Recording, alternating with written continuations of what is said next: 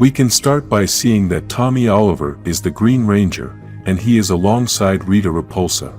The other Rangers are dead, and that is because Tommy is under Rita's spell. She is very excited about what Tommy has done and starts to congratulate him, telling him that the world is ready for its new beginning. At that moment, the voice of Jason, the Red Ranger, is heard calling Tommy. They were both in the car, and it seems that Tommy was thinking about all of this inside his head. Inside the car was also Rita, who was talking to Tommy and tormenting him. Jason obviously could not see Rita, but Tommy knew she was there. Jason suspects that something is wrong with Tommy, so he starts asking him questions, and he answers that he feels fine, but he is a little nervous because it is the first day he is going to school as a ranger. All the Rangers arrive at the school, and they all meet in the parking lot to have a conversation before entering the building. In this conversation they only talk about the exams they have, and we can start to see the personality of each one. Inside the school they try to talk to Tommy, but they realize that he is distracted and doesn't answer anything they are saying to him. In all this time Rita kept talking to Tommy, and that is why he was distracted. Then he tells the other Rangers that he must go and that he will catch up with them later. On the moon, we can see that at the palace Rita asks Finster if the new monster is ready, and he tells her that this new monster has unconventional weapons for an unconventional war. At the school we can see Tommy, Trini and Kimberly listening to the teacher in a class, and Kimberly sends a message to Tommy telling him that he can smile occasionally. We can see that Tommy liked the message, but suddenly another person enters alerting the students that they should run to the gym as there is an incident in progress. In the background we can hear the screams of the monster that Rita had sent to Earth, and all the students start running towards the gym. The Rangers go outside of the school to see what was going on and notice the giant monster. At that moment, Jason tells the Rangers that it's Morphin time, and all the Rangers begin the transformation. Then the Rangers decide to start big and call the Megazords. The monster continues to destroy the city, and the Rangers arrive with the Dino Megazord and the Dragonzord to try to stop it. The monster is very strange. It has a circle of light on some parts of its body, and the Rangers are a bit confused because they don't know what it is. They start to think of a strategy to defeat the monster because it has a very strong armor, but at that moment Tommy attacks it with the Dragonzord without asking the other Rangers. Then the other Rangers enter the fight with the Megazord and grab the monster by the neck so Tommy can attack it. Unfortunately, the Dragonzord's controls are jammed, and Rita takes the opportunity to tell Tommy that he's nothing without her. The other Rangers are asking Tommy to attack quickly as they can't resist much, and Tommy, angry at Rita's words, takes control of the Dragonzord.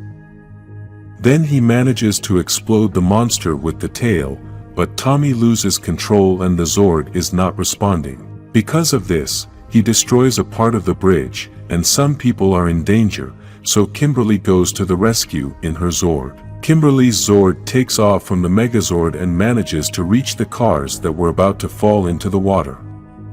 Tommy is confused because he doesn't know what happened to the Dragonzord, and in the command center he tries to explain to Zordon what was going on.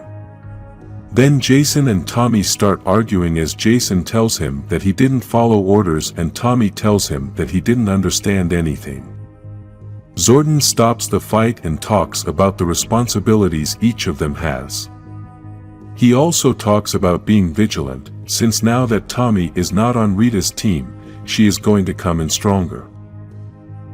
This lets us know that the story began after Jason managed to free Tommy from Rita's spell, and although in the TV series they show a Tommy loyal to the Rangers, here we are shown a slightly different story. We get to see that this Tommy is still confused, and Rita can speak to him in his thoughts. We then see Scorpina on a ship under the bridge that the Dragonzord broke, and she is apparently looking for something. When she finds what she was looking for, we can see that it is a piece of crystal, and then she brings Rita this piece of crystal, still not knowing what it really was. Rita had told Scorpina that the Rangers were going to ignore this crystal, and apparently this is what caused the Dragonzord to get out of control. Rita is very grateful for Scorpina's work for finding this crystal, and it is apparently very important. Because of this, Scorpina asks Rita what the crystal is. We will be able to see the answer in other comics later on, since this crystal is going to be very important for many stories, including Lord Drakkon's stories.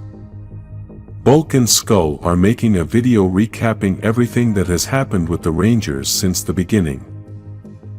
They begin the video by greeting their audience and introducing themselves to those new so-called subscribers.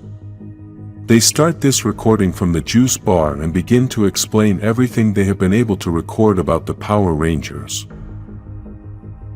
They both begin to tell the story of the first day the world was able to hear Rita Repulsa and knew that she wanted to conquer the Earth. Although that day may be remembered as the beginning of an era of terror and ugly monsters, they prefer to see things slightly differently. Even though the world got to meet this terrible witch, they also got to meet their heroes, the Power Rangers. They both start asking questions about who the Rangers are, how they got their powers, and where they keep their giant robots. Bulk then proceeds to answer these questions and says that no one knows the answers for sure. Then Skull says that, if you pay for the premium subscription to the podcast called The Ranger Station, you can listen to them talk about all these theories every week. Bulk gets angry and asks to stop the recording as he wants to do the promo at the end. He then continues the recording by saying that as much as Rita's monsters have tried, they have been no match for the Power Rangers, and that is the reason he has created his own Ranger. In this part, Bulk is talking about the Green Ranger. He then begins to relate the battle that was going on between the Green Ranger and the Power Rangers, as it was a great battle. He says that the Green Ranger seemed unstoppable, and everyone thought the world would fall into Rita's hands. Still, apparently the Rangers found a way to defeat him, and although they are not sure of this, it is what everyone assumes since they are still alive. He also says that 2 days ago we entered a new era as the Power Rangers and the Green Ranger with his Dragonzord started working together. Despite this, Bulk and Skull don't know if the Power Rangers and the Green Ranger are partners, but they are going to interview the public to find out what they think. In the interviews we can see that there are unknown people, but also Billy, Trini and Tommy appear. The opinion of the unknown people is basically the same. They are all confused and think that the Green Ranger is not trustworthy since the Dragonzord destroyed the bridge. Obviously, Billy and Trini say that it's good for the Rangers to work as a team, but Tommy doesn't want to answer and simply tells Bulk that he doesn't understand the question. Despite this, Bulk and Skull start pressuring Tommy by asking him to talk about what he thinks of the Power Rangers since he is the new kid in school. At that moment, Kimberly shows up and tells them both not to push Tommy anymore, as with that pressure he can't answer any questions. Tommy asks them to give him time to think about the answers, and they leave in a huff. Kimberly and Tommy continue to walk down the hallways of the school, and the two begin to talk about their plans for later in the day. Kimberly invites Tommy for coffee after practice and he accepts, very surprised by the invitation. In the classroom we can see Jason sitting behind Zach, who is asleep and starts making a lot of noise. The teacher notices that Zach is asleep and proceeds to wake him up very angrily. Because of this he tells Zach that he is punished after class, and Jason tries to defend him, but the teacher punishes him as well. At lunchtime all the Rangers are gathered at the same table and begin to dialogue about what happened with Zach in class. Then Trini tells them that while Zack and Jason are serving their punishment, she and Billy are going to check the Dragonzord to find out why he didn't respond to Tommy. Kimberly is very concerned and asks Billy if they are going to be able to fix it. Billy obviously replies that he hopes they can make it since neither of them know what it looks like on the inside. We then see Tommy with his lunch looking for a place to sit while Rita keeps talking to him to try to manipulate him by humiliating him. She shows him that there are several people watching the video of the Dragonzord destroying the bridge and uses this to try to blame Tommy for the suffering of the people on that day. Tommy responds to Rita very angrily. He tells her that she won't be able to break him as he is stronger than her and is now a Power Ranger.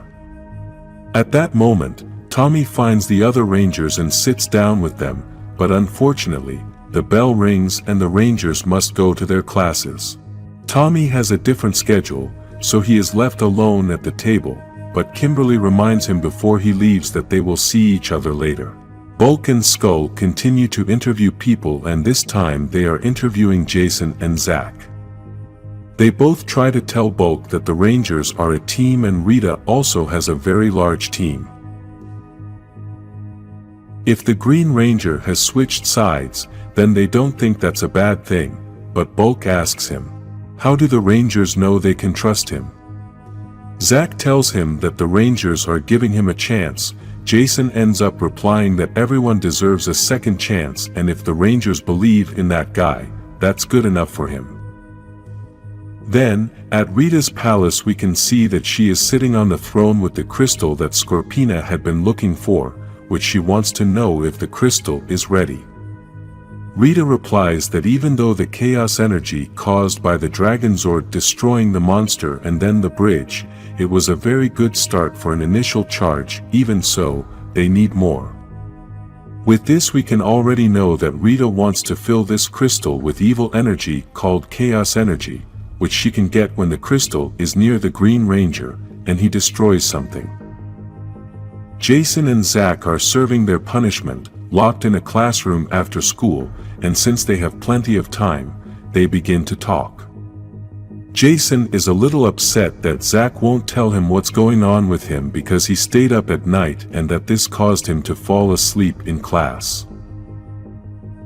In the end, Zack tells him that it's a family problem he's having at home, but then asks him if he's also upset that Zordon didn't ask anyone about how they feel about having Tommy on the team. Jason tells him that even though he is a little angry, still, if Zordon believed in them when they started and now, he believes in Tommy, then they can't doubt. Now we can see Tommy inside the pocket dimension where Zordon can create a simulation of some situations for the Rangers to train in. In this situation we can see that the previous monster is attacking the Earth, Kimberly is in her Zord and Tommy tries to help several people. The putty patrollers try to attack the people, but Tommy starts to destroy them and asks Kimberly to help him by shooting from her Zord. Then Tommy tries to lead the people to a safe path, but it was a trap, and that path is full of putty patrollers. In the end Tommy can't take them all and the people are trapped there. All this time Rita was talking to Tommy trying to discourage him, but he was able to resist. Then the simulation ends, and Tommy feels disappointed that he couldn't save the people. Zordon tells him that the mission was set up to fail because with this they can see how he reacted in moments of failure. Tommy asks him to try again, but this time he wants to try alone and asks Kimberly to reschedule the coffee date. At the end of the day, Tommy gets home and tries to practice what he is going to say in the Bulk and Skull interview. He looks in the mirror and thinks about how to answer about what the Rangers mean to him. At that moment he feels a sword on his neck. It was Scorpina who tells him not to waste too much time as he only has a few moments left. After the Dragonzord failed and Tommy couldn't control it, the Rangers wanted to know what happened that day. It was Billy who obviously had to start investigating what was going on with the Dragonzord since he is the only Ranger with the knowledge necessary to repair a Zord. Trini is the only ranger who can understand Billy's words when he tries to explain what is going on, since she is so intelligent that her way of speaking is hard for most people to understand. Even though Trini understands, she still isn't smart enough to be able to fix the Zords herself. They are both trying to repair the Dragonzord, and the explanation Billy says is that the Zords make a balance between what they feel on the outside and the ranger who is controlling it. If one of these two parts fails, then the Zord goes out of control. This is the first time Billy is going to enter the cockpit of the Dragonzord, and so he is a little nervous as he doesn't know what he is going to find in there. He thinks that the Zord might be made of some unknown magic, since Rita was the one controlling Tommy, but Trini clarifies to him that Tommy is just like the other Rangers. Billy tells her that Tommy is just like the other Rangers, a fighter like the others. This is because Billy has never been a fighter and has always been a person who solves things with his intellect. Trini tries to encourage him by telling him that no one can do what he does, and she has learned a lot from him. This is why Billy could be the most well-rounded team member, since he learned how to fight and is the smartest ranger in history. Possibly, Billy could be the most important member of the team, since he has created a lot of technology that the Rangers have used, and he has managed to save the other Rangers from many difficult situations. Both of them are still trying to repair the Dragonzord, which is in the depths of the ocean, and Billy wants to do it fast to get out of the water. Scorpina continues into Tommy's room and starts threatening him to hand over the power coin. Tommy obviously refuses and tells her that Rita must be desperate to have to send a stand-in. At that moment, Tommy's mother comes to the door of the room to offer him food, and Scorpina tries to use this moment to further threaten Tommy. Because of this, Tommy gets very angry, and after pushing Scorpina's sword, he grabs her by her arm and teleports to a faraway place. She takes advantage of this moment to break Tommy's communicator, since she thinks that now in this place, he will not be able to get help, and now she will be able to defeat him. Tommy realizes the situation, so he does Morphin to start fighting. The battle begins and Tommy tries to attack with his dragon dagger, but Scorpina defends herself very well with her sword. Then she underestimates Tommy and tells him that he should think things over before fighting an experienced warrior when he is so young. She is a great warrior with many skills, and this is demonstrated when she disappears without Tommy noticing. Then she appears above him and attacks him hard. At the end we can see that Scorpina now has many putty patrollers behind her ready to attack Tommy. We now see Jason as a teacher in a martial arts class, and apparently his students respect him a lot. Kimberly is sitting waiting for the class to end so she can talk to Jason and enjoys listening to the students. The two begin a dialogue, and she tells Jason that she just wanted to get out of her house since her parents are still fighting. Then she also tells him about what happened with Tommy, and now she thinks he might not even be noticing her. Jason tells her that class is over, so he needs some coffee and invites her over in case she still wants coffee. Kimberly accepts the invitation, and just then Jason's martial arts teacher shows up. She recommends to Jason that he should bring Tommy to teach the class together, since he has a different fighting style because he comes from another place, and that would be good for the students.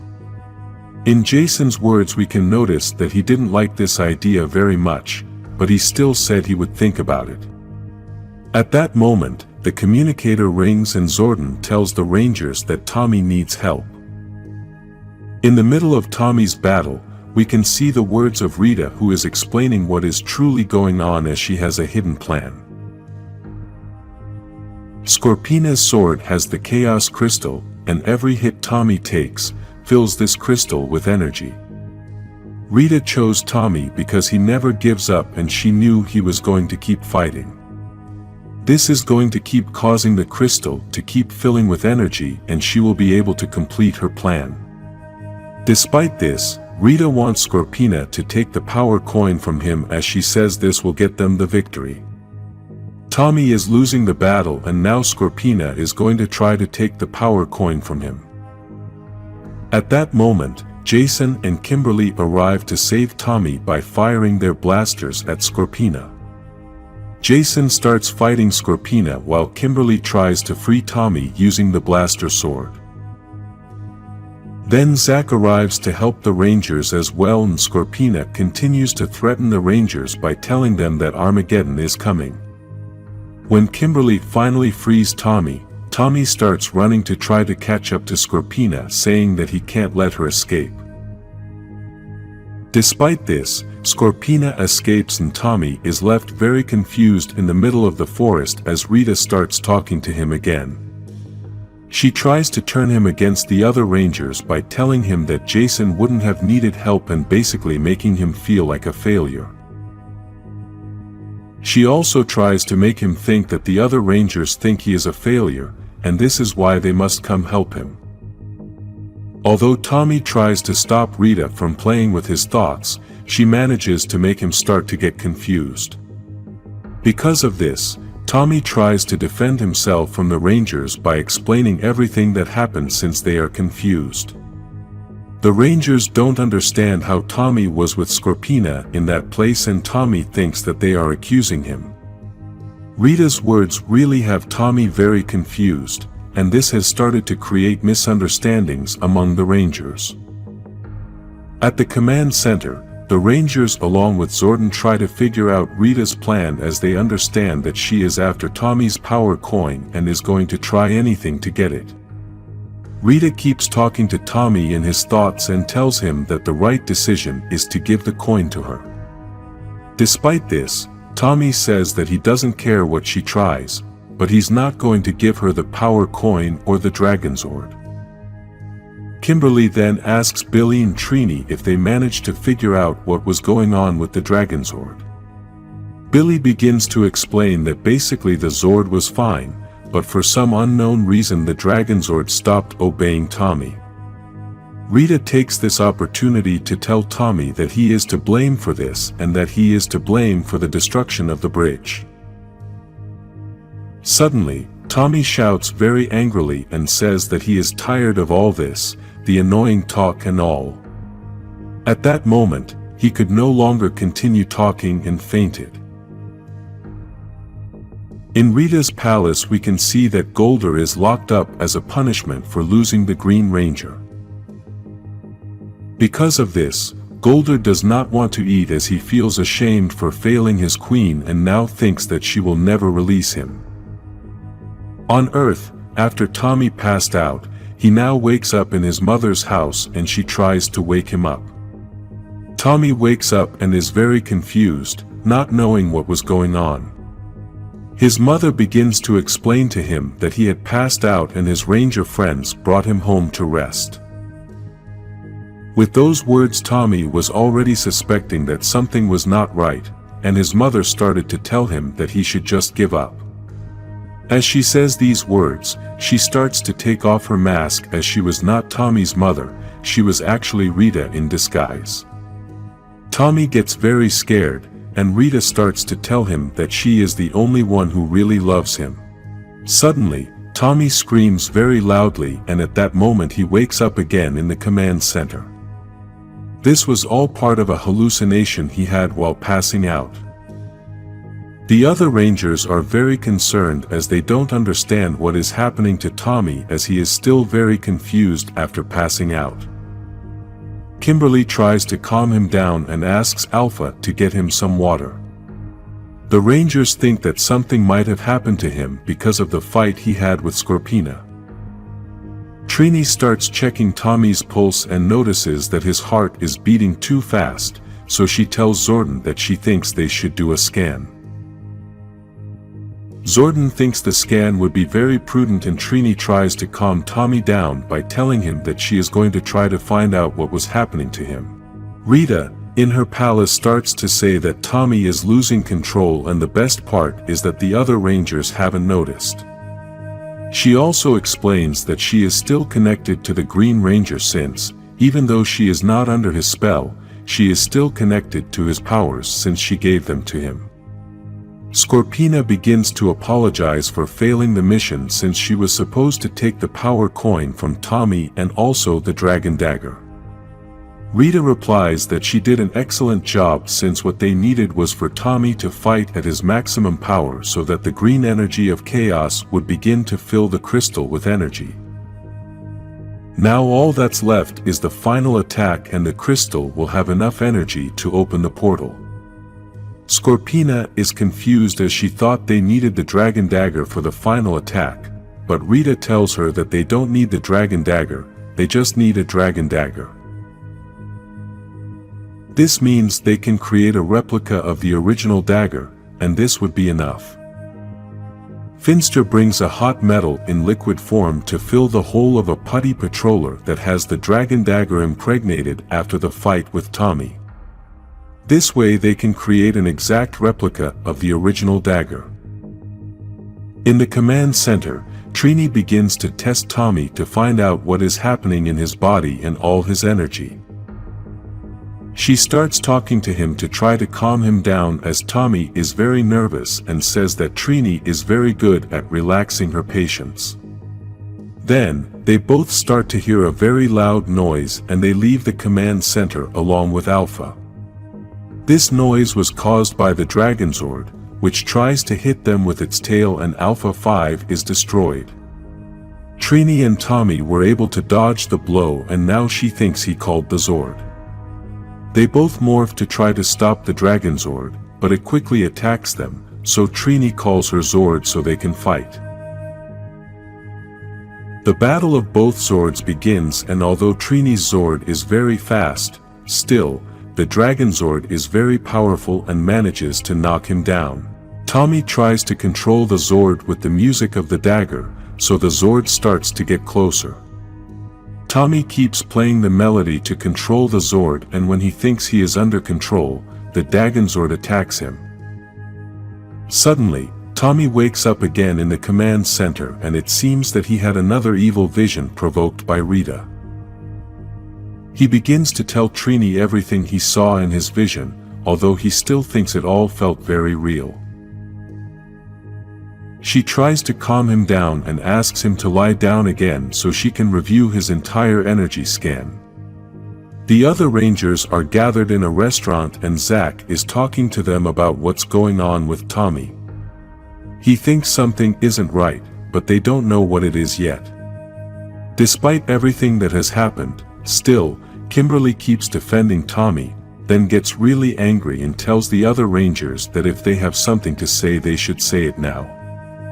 Jason doesn't want to get too involved, but Zack starts to say that Tommy came to this town and Rita chose him and she doesn't choose just anyone.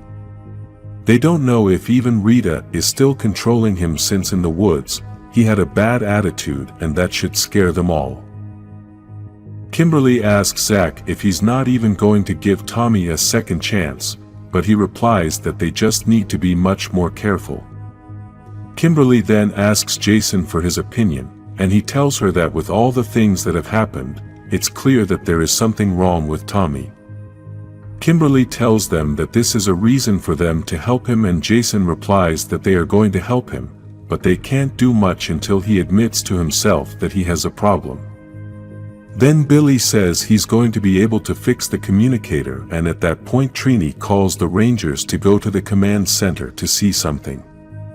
At the command center, Trini shows everyone what an energy scan of any of the Rangers looks like and we can see that it is an organized energy. She then shows Tommy's energy results, and this energy looks different. Billy says that the dragon coin is not connected to the grid in the same way as the other coins, but it is still weird that his energy looks like this. Zordon then explains that this could have many explanations, including just Tommy's body getting used to the energy. The Rangers are worried as they don't know if this is Rita's fault and Zordon says he can't say for sure without more proof. Kimberly again starts to defend Tommy saying that it is impossible that Rita is controlling him since if he was having visions then he would have said so quickly. At this point, Tommy begins to confess everything that had been happening to him all this time. The Rangers begin to confront him and ask him questions about everything Rita tells him in those visions. Then they ask him why he didn't say anything, and Tommy says he wasn't sure what was going on. Then Jason, very angry, starts to claim him since Tommy put everyone's life in danger and he feels responsible for everyone else's life. Now Jason feels that they can't trust Tommy and tells him that he is not ready to go out and fight. Just then, the alarm goes off and the Rangers realize something is going on with the Dragonzord. Apparently, Rita's plan worked. Scorpina managed to take full control of the Zord using the Dragon Dagger replica combined with the crystal. Now with control of the Dragonzord, they can now make the final attack and complete the plan. Rita then tells Scorpina to go and destroy everything in her path. Scorpina starts smashing everything in her path, and the first thing she destroys is a ship that was nearby. She confirms to Rita that she can feel how the crystal keeps filling with energy and is now more powerful. Rita tells him to continue so that the crystal fills completely and opens the portal for Armageddon to begin. In the command center, the Rangers are very confused as they don't understand how Scorpina is controlling the Dragonzord.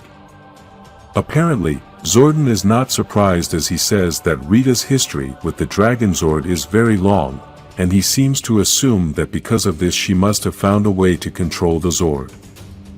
Billy and Trini try to figure out what energy they are controlling the Dragonzord with, but they can't figure out what is going on. Meanwhile, Jason asks Tommy to stay in the command center while they take care of everything and then says it's Morphin time. All the Rangers are morphing, but Jason knows they need to get help from the Zords, so he calls them all in. In the city we can see the Dragonzord starting to destroy everything. People start to run away and Scorpina is very happy with what she is doing. Suddenly, we can see that Billy grabs the Dragonzord by the foot with the chains of his Zord so he can't move and continue destroying. All the Zords are on the shore of the sea, so Jason asks Billy to drag the Dragonzord into the sea to get it away from the shore. We can see how Billy has the Dragonzord tied up and starts to turn around to drag it into the water. On the moon, Rita is very angry about everything that is happening since the Rangers are ruining her plan, so she asks Finster to send monsters to help Scorpina and distract the Rangers while she completes the mission.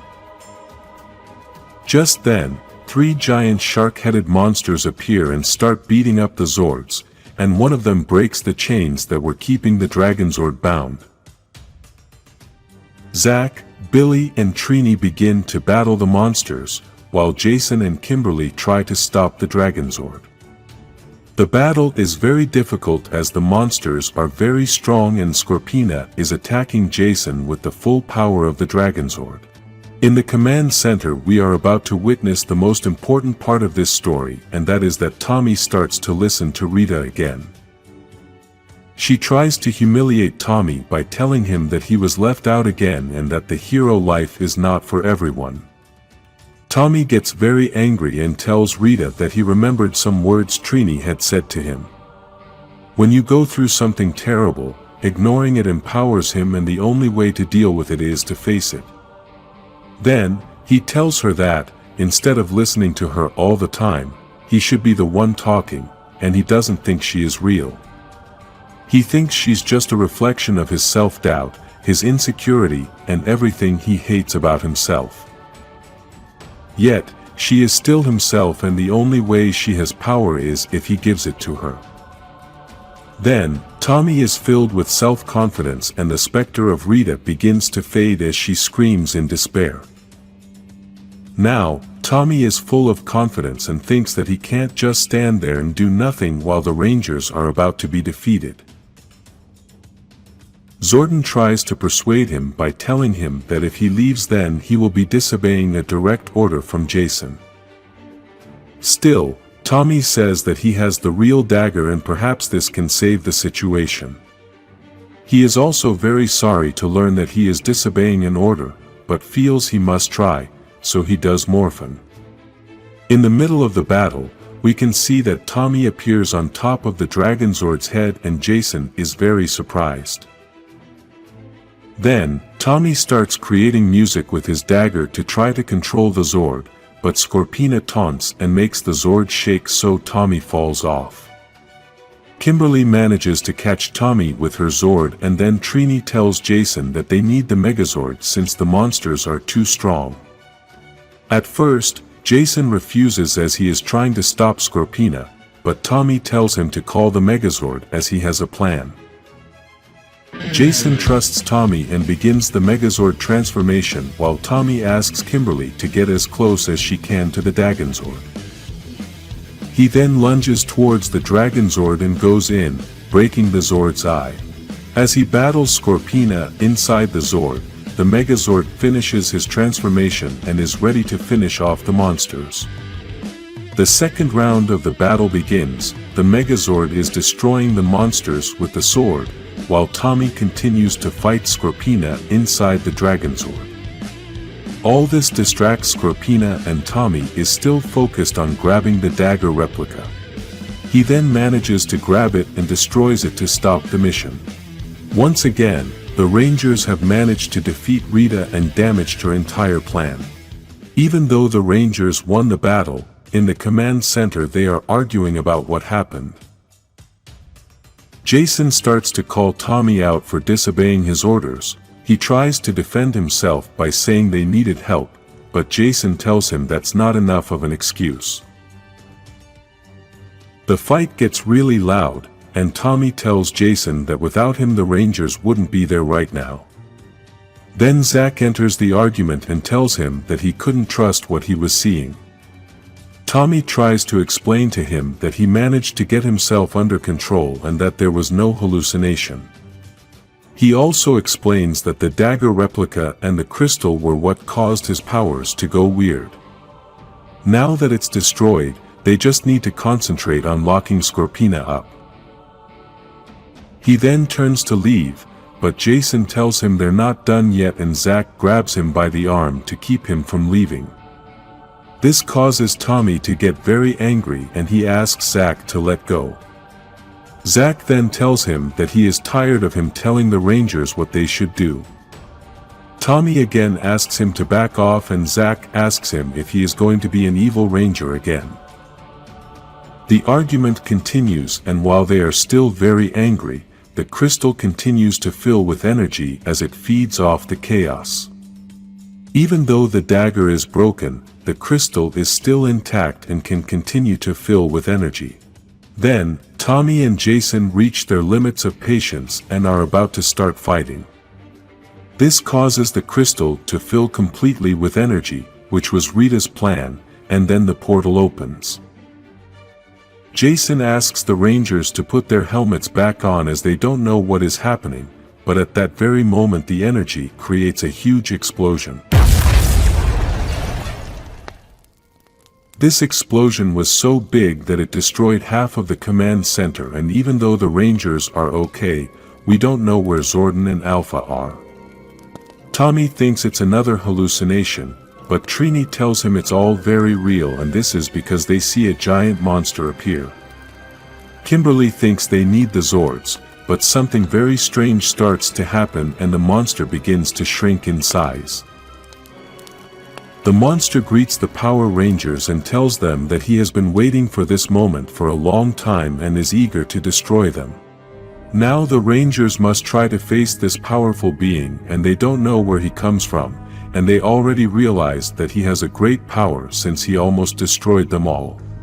Black Dragon reduced his size and begins to dialogue with the Rangers.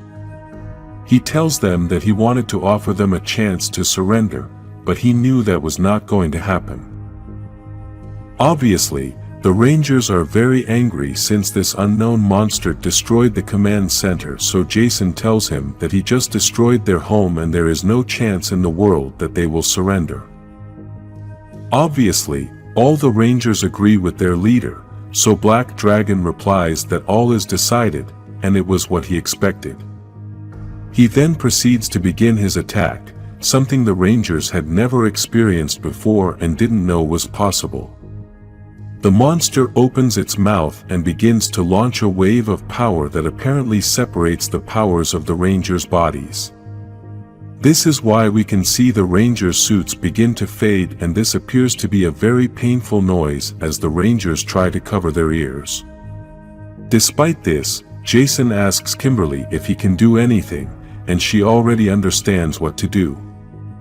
Black Dragon continues to attack with force, but Kimberly grabs her bow to start shooting arrows and try to stop the attack.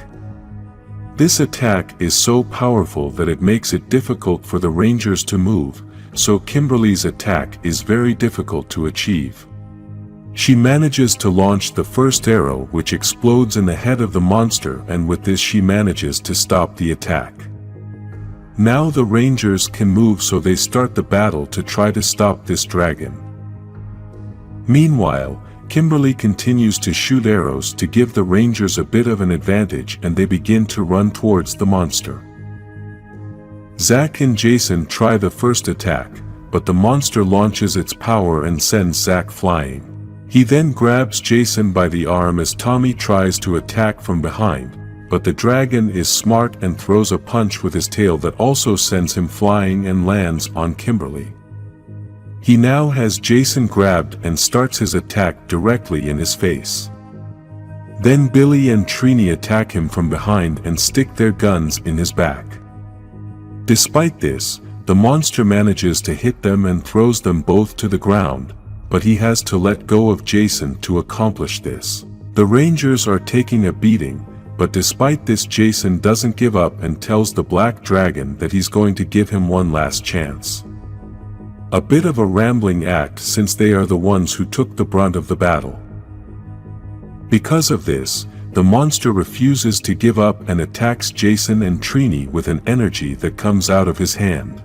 This almost destroys them both, and so Trini tells Jason that they should withdraw from the fight and look for somewhere to save themselves. Tommy is still trying to recover from the blow, and at that moment the monster arrives again. Kimberly is paralyzed and doesn't know what to do, and the Black Dragon grabs Tommy by the neck. Trini starts saying that she can teleport everyone to the pocket dimension, and Jason asks her to run the necessary systems there as well, since all the command centers are exposed. As the Black Dragon has Tommy by the throat, he tells him that the Green Ranger is always very different and unique, so he's going to make him a little more normal. Zack uses his power axe to hit the monster hard to get it to let go of Tommy, and tells the other Rangers that it was time to leave. Jason presses the necessary buttons to start the teleportation to the pocket dimension, but at that precise moment the monster manages to grab Billy by the arm so he can't teleport. The plan works to perfection as Billy was unable to teleport and then tries to defend himself, but the Black Dragon easily defeats him. With Billy lying on the ground, the monster proceeds to send a message to Rita and tells her that they are ready to receive her. The other Rangers arrived in the pocket dimension and hadn't realized what had happened to Billy. They begin to notice that the entire pocket dimension was falling apart, and Trini says that this may be happening because of Zordon's absence. The Rangers try to take in what just happened as they are still shocked with everything that happened, and then Trini realizes that Billy is not with them. They try to figure out what happened as they thought Billy was right next to them, and they don't know if the teleportation failed. Trini says they should go back, but Jason was watching everything that was going on through a screen and says that Rita is already there. Zack starts to do the recap of everything that has happened and realizes that they lost everything. They lost Zordon, they lost Alpha, there is a dragon that can beat them up, they destroyed the command center, and now they have the one person who could have answers to everything that is going on. Kimberly asks Tommy to try to remember something about everything he could hear while being controlled by Rita to try to figure out what might be going on. Tommy remembers that Scorpina had said that the crystal was charged with green chaos energy, so that's what opened the portal, and Zack concludes that the Black Dragon is linked to Tommy somehow. Tommy accepts that conclusion, but Zack is really angry about this, and they both start arguing. Then Kimberly separates them and tells them that they should all be friends so they can help each other. They both apologize while Jason and Trini continue to try to figure out a way in how they can defeat the monster. Now we get to see Alpha 5's body, and we realize that his head is separated from his body. Meanwhile, Rita starts talking about everything that happened and tells the monster that when he offered her all that she was hesitating. Now she thinks it was all a success, except for the loss of Scorpina. The Black Dragon welcomes the Empress. He also tells her that the Rangers escaped to the pocket dimension, and they need to follow them there. We can see that he already has Billy's morpher and tells Rita that he will use that power coin as an access point. He then starts to throw his power coming out of his mouth by putting the Chaos Crystal in front of it and then the power coin. In the pocket dimension, the Rangers continue to try to find out what happened to Alpha and Zordon, as they don't know if they survived. They also say that for now the priority is Billy, who was probably taken to the dark dimension. At that moment, the Rangers begin to feel the Black Dragon's attack and his power begins to leave their bodies. This does not affect Tommy, but the other Rangers are left without powers, and now none of them are transformed. Billy is in the dark dimension and his glasses are broken on the floor. Due to this, he can't see anything around him, but he hears a noise and starts to ask if anyone is there.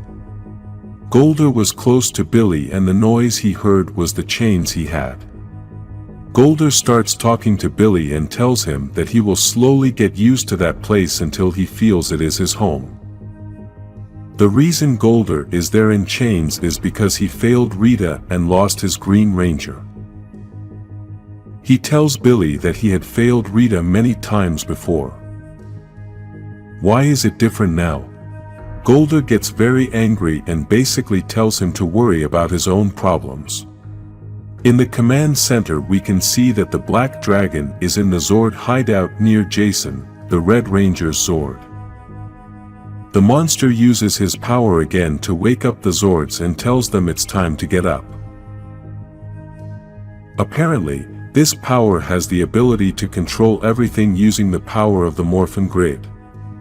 In another part of the command center we can see that many putty patrollers are lying on top of each other to form a wall, and then Rita's helpers burn them with fire to transform them into a rock wall. Inside the command center, Rita asks the putty patrollers to put their throne in the same place where Zordon's tube was. Then Rita sits on the throne with Alpha 5's head in her hand and starts talking to him as if she were talking to a human being. She tells him that she couldn't have known what was going on because she served Zordon, and then says that she is going to create a lamp with that head so that for the first time it will serve a purpose. In the pocket dimension, Trini starts checking all the morphers to find out what happened to her powers, but realizes that there was nothing wrong with the morphers and everything was working. She is very overwhelmed by everything that was going on, as she feels that Zordon, Alpha, or Billy could have easily figured this out. Jason and Zack try to encourage her not to give up, and she comes to the conclusion that she has no powers because of the way they connect to the Morphin grid. In the Green Ranger saga, we had already seen that Tommy connects in a different way to the grid, and because of this, everyone has lost their powers except Tommy. Elsewhere in the pocket dimension, Tommy is still watching the replays of the videos of the explosion that opened the portal through which the Black Dragon entered, and is still feeling guilty for having fought with Zack and Jason. This fight was what filled the green chaos crystal with energy, and this is why Tommy feels he could have prevented it. Kimberly sits down with him to listen to him and keep him from continuing to blame himself for everything. Tommy says that this was the opportunity to make a good impression, but he blew it, and Kimberly sarcastically responds to him by saying that the first impression was trying to kill them. She then tells him that it was also the team's fault since they were used to the same people and sometimes people have a hard time with change. She tells him that he was the only one who didn't lose his powers and maybe this is the opportunity to prove how valuable he is. At that moment, they begin to see a message that Rita is transmitting from the command center. This message is transmitted all over the planet and she begins to say that the war is over. She asks all the leaders of the world to surrender to her before she destroys them all. She then tells them that she has destroyed the Power Rangers, so they won't be able to come save them and that she also has control of the Zords. We can see that the Zords are in different cities around the world, ready to follow Rita's orders. Then she says that the leaders of the world have 24 hours to think about it. Those who don't want to surrender will be considered her enemies and she will conquer them by force. In the pocket dimension, all the Rangers gather to make a plan after hearing Rita's message. They all try to come up with information for the plan, but Trini keeps regretting that Billy isn't there to help them and Tommy tells them that he can rescue him. Jason doesn't know if the pocket dimension can be entered and Tommy replies that at the base of the moon there is a portal to enter the dark dimension. Zack asks Tommy how he is going to get there and apparently Jason and Tommy already have a plan. They both use the Dragonzord to fly to the moon and it is that the Zords are very powerful machines that can achieve incredible things. Even though Jason already knew that the Zords could fly to the moon, they are both still impressed that they have managed to fly there. The moon base is guarded by putty patrollers who start shooting at the Dragonzord. Tommy and Jason fight back and easily destroy the putty patrollers with the Dragonzord's finger missiles. Tommy gives Jason the Dragon Dagger so he can continue to control the Dragonzord and then leaves to enter the moon base. Tommy tries to get in without anyone seeing him while all the putty patrollers are still running outside to defend the castle.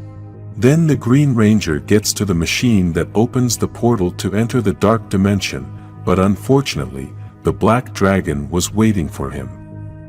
In the pocket dimension, Trini is still trying to think of some solution to these problems. She tries to think of Zordon and tries to understand if he can be somewhere since the energy cannot be destroyed. Then she starts to regret again that Billy is not there with her as he would have found the clue she is looking for. Zack tries to comfort her by telling her that she is doing well and that she is pushing herself too hard. Trini then starts to regret telling Jason to back out of the battle they were having with the Black Dragon, but Zack tells her that was a good call since they were taking a beating and it could have been worse. Then they start to hear something on the screen and to their surprise think it's Alpha. On the moon, Jason continues to destroy all the weapons on the moon base, but the Black Dragon hits Tommy hard enough to throw him far away. The monster then learns that Jason is controlling the Dragonzord even though he has no powers and plans to confront him. The Black Dragon transforms to a giant size to start fighting the Dragonzord controlled by Jason.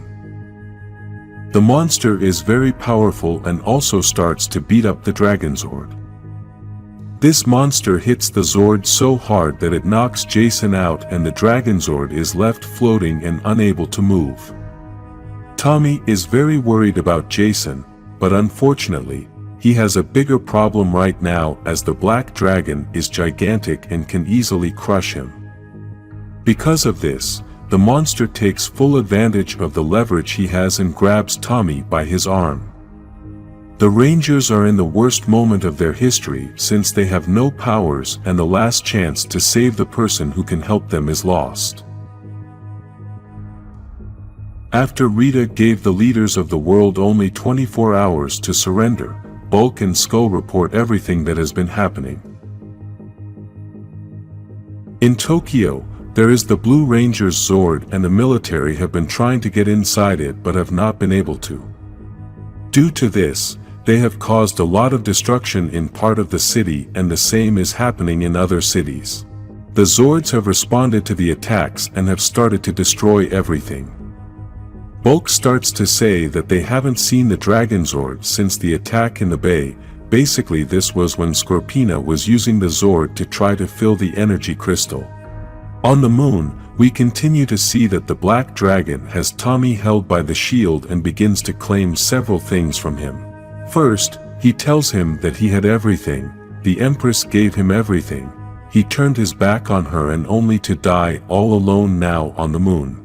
Then, Tommy makes the shield disappear so he can free himself from the hands of the monster and begins to communicate with Jason.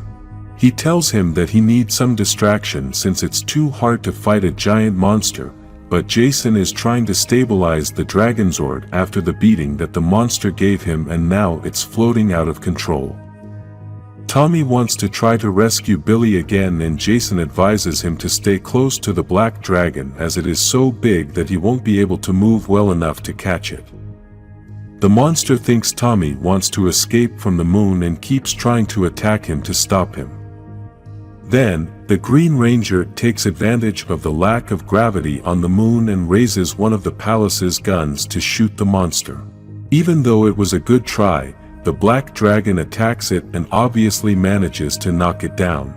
Tommy then tries to play with its mind by telling it various things to make the monster change its size, and because of this the Black Dragon returns to its normal size. The monster says that he doesn't want Tommy to have any excuses after losing the battle.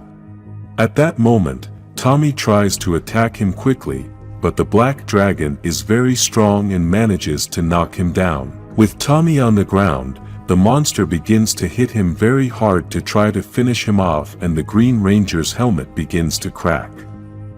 One more punch and the Green Ranger's helmet is going to break, but at that precise moment Jason arrives in the Dragonzord to stop the monster. Jason hits the monster so hard that it rips his arm off and saves Tommy. Now Jason is going to try to teleport Tommy into the Zord, and the Green Ranger is going to take the monster's arm. While they do this, the Black Dragon behind them starts to change size. Inside the Dragonzord, Tommy starts to ask for Billy as he still wants to save him, but Jason tells him that they already missed their chance, and they must leave to try to find another way to save him. The Rangers managed to escape from the moon successfully, and the Black Dragon could not stop him. In the pocket dimension, the Rangers are still trying to talk to Alpha, who has used his backup system to be able to send signals to the Rangers since his body, which is his main power source, is not connected to his head.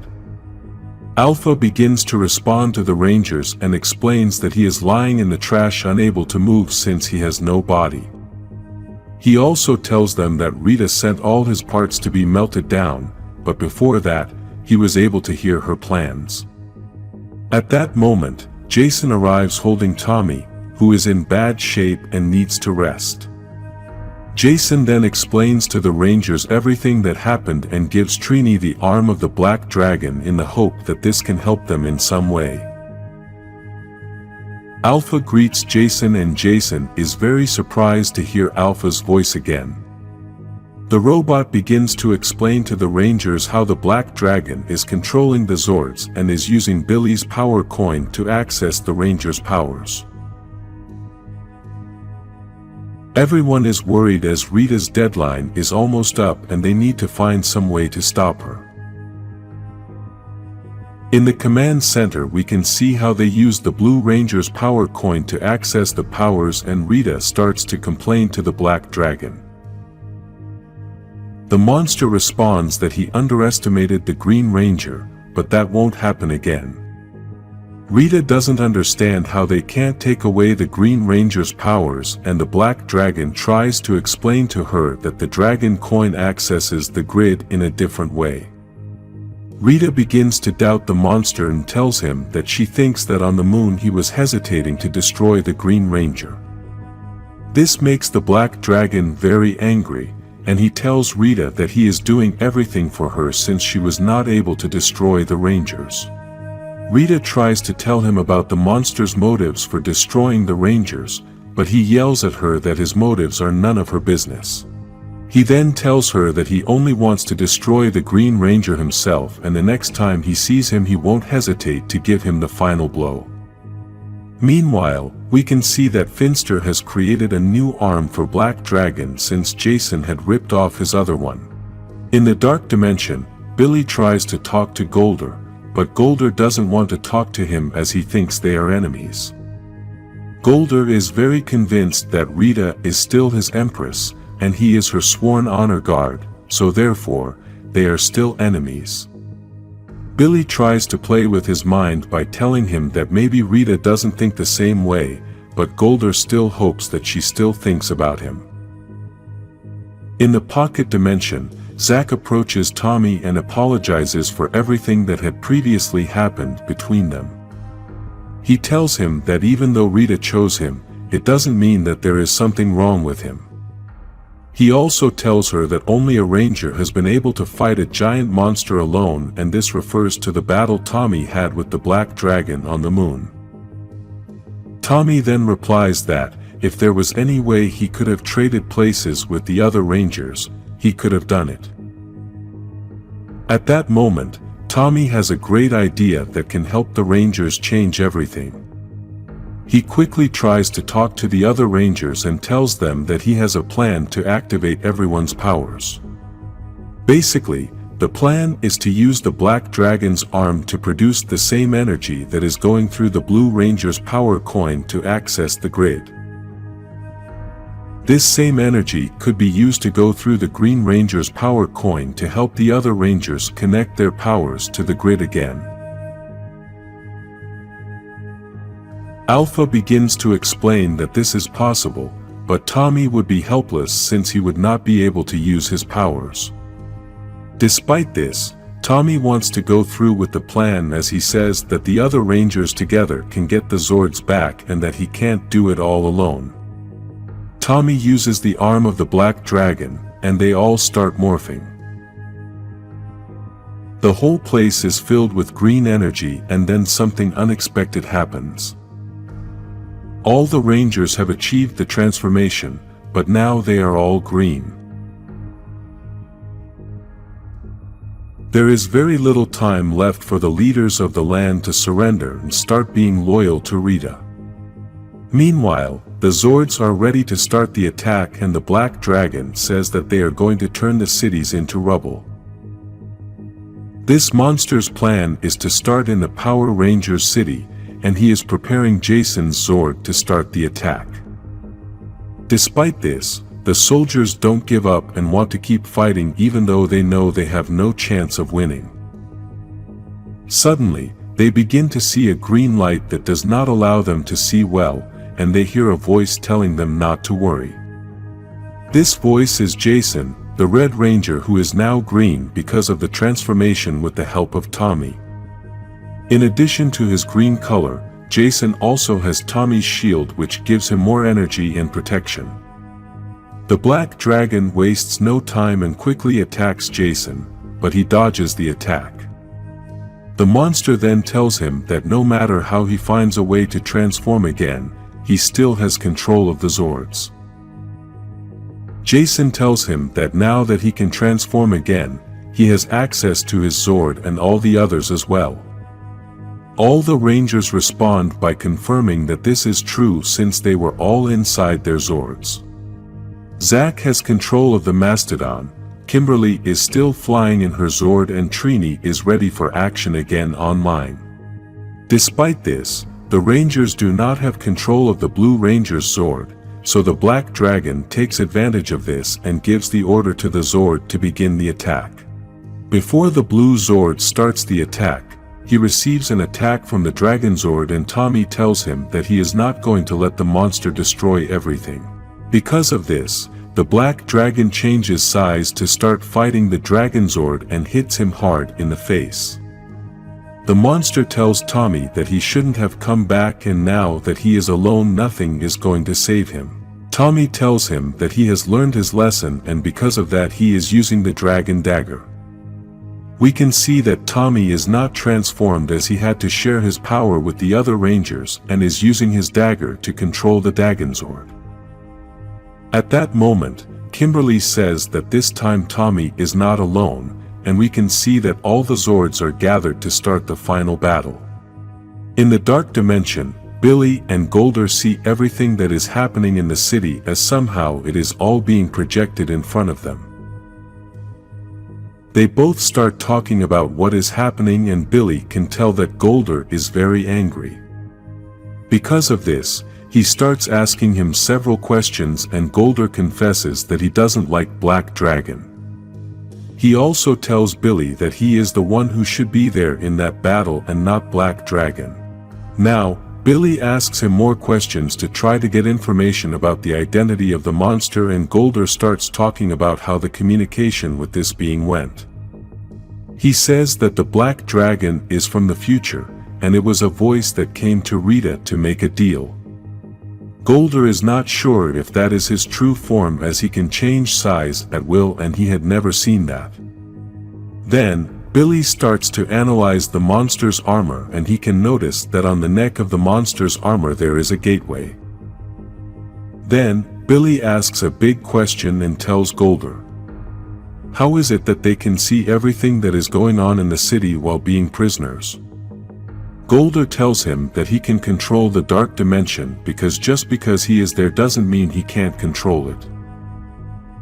He is only there because the Empress has punished him, and he respects that. Billy then asks him if he could leave or take someone else out, but Golder is a little surprised and angry at this question. Obviously, Billy uses his superior intelligence and begins to play with Golder's mind so that he can get him out of this dark dimension. Billy tells him that he is right, the Black Dragon is a robot that has an access entrance and the best person to disable that robot is him. He then asks Golder to free him so that he can defeat the Black Dragon and Golder can return to Rita's side. Golder understands the reference and says that the enemy of my enemy is my friend. Billy manages to convince Golder, so he opens a portal so that the Blue Ranger can leave the dark dimension and tells him not to make him regret this decision. In the city there is a heavy battle and Tommy hears Billy's voice, who appears next to him. Tommy is very confused, but Billy tells him that it's a long story and begins to tell him about the access entrance that the Black Dragon has in his neck. They then both make a plan to teleport near that entrance, but Tommy is a little hesitant. Despite this, they both teleport near the neck of the monster and begin to open the door to gain access to the inside of the monster since it is a machine like the Zords. Inside the monster, they realize they were right, and Billy starts looking for a power source to stop the battle. The Black Dragon continues to attack the Zords, heavily, and because of this, Jason asks Tommy for help so he can better control the Black Dragon. Tommy replies that he and Billy are inside the Black Dragon and the Rangers are very confused by Billy's return. Meanwhile, we can see that Billy has found the power source and Tommy manages to destroy it. This causes the Black Dragon to fall and both Rangers must hold on to something inside this monster as it is going to be a hard fall. As the monster falls, it also changes size and slowly becomes smaller. The Black Dragon begins to shrink, and the Rangers begin to panic as they don't know what will happen. Tommy tries to teleport out of this machine, but apparently something is blocking his signal. Jason asks them to resist, but Tommy replies that they won't be able to resist, so he wants him to tell his mom that he loves her. At that moment, we can see that a green energy explosion begins until that explosion becomes gigantic and destroys part of the monster. The very worried Rangers start to move some parts in order to get inside the machine to look for Billy and Tommy. They all start to see everything inside that machine and Trini finds a part that she recognizes. She says that this part is from the Dragonzord. In the command center we can see that Rita is talking to the being that controlled the Black Dragon and tells her that the Rangers have recovered that body. This being replies that he was never in that machine and that the Black Dragon was only a small piece of his plan. Rita begins to claim to him since he made big promises, and this being tells her that he is going to keep those promises. Then, he also tells her that Tommy and Billy were transported to another place, and he knows where they are now. Now we can see that this being is one of the most powerful villains we have ever seen, Lord Drakkon, a being from a parallel universe, who says that Tommy and Billy are now in his universe. Tommy and Billy wake up and begin to see that they are in another place which is very destroyed. They are both very worried as they do not know what is happening, but suddenly they see something that leaves them very scared. In this city there are two giant statues of Rita and the Green Ranger. This is the beginning of the story of one of the most powerful beings of the multiverse, Lord Drakkon.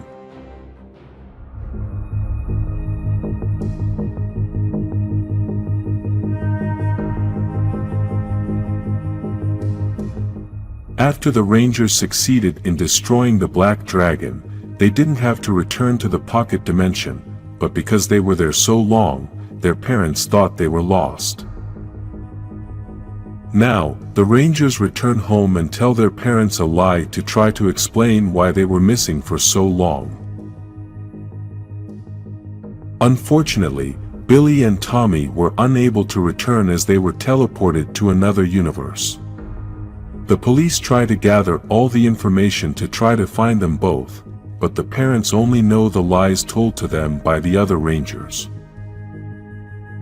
In the other universe we can see the giant statues of Rita and the Green Ranger, who seem to be the leaders of that world. At that moment, we begin to hear a voice that first welcomes all the people to the city, then says that the city is the capital of the new coalition of power and the final home of the Empress Rita Repulsa. He also says that she brought order and structure through the destruction of Zordon and his minions. He then says that the time is 8 p.m. and curfew is officially in effect. All citizens are to return to their homes immediately and by Lord Drakkon's order are urged to enjoy a pleasant evening. Tommy and Billy are very confused as to what is going on and begin to come up with theories as to the possible reasons. The theories are that maybe they are in an alternate timeline or maybe they are in the future of the same timeline. They also think that both theories may be correct, but they must be careful and not draw too much attention to themselves. This plan doesn't last long as at that very moment, a soldier stops them and starts to claim them for not following the curfew orders. This officer has a suit very similar to that of the Black Ranger, but with some differences and has a long gun with parts of Zack's gun. This officer asks them for identification, but Tommy tries to persuade him by telling him that they are not from that area and took the wrong train. Tommy asks the officer to just give them a warning and they will go their own way. The officer notices that Tommy has the Green Ranger dagger and quickly asks him about the dagger. The officer proceeds to arrest Tommy and asks them both to get on their knees, but Billy gives him a punch so they can both escape. The officer starts alerting all the other officers for help and the Rangers try to figure out the way since they know the town. They continue running and look for the school, but when they arrive at the place they find a big surprise. The school has been converted into a jail that bears the name Finster Memorial. Tommy and Billy are still very confused and want to find out everything that is going on, but the cops there waste no time. They start attacking the Rangers, who decide to jump into the water even though the fall is very dangerous.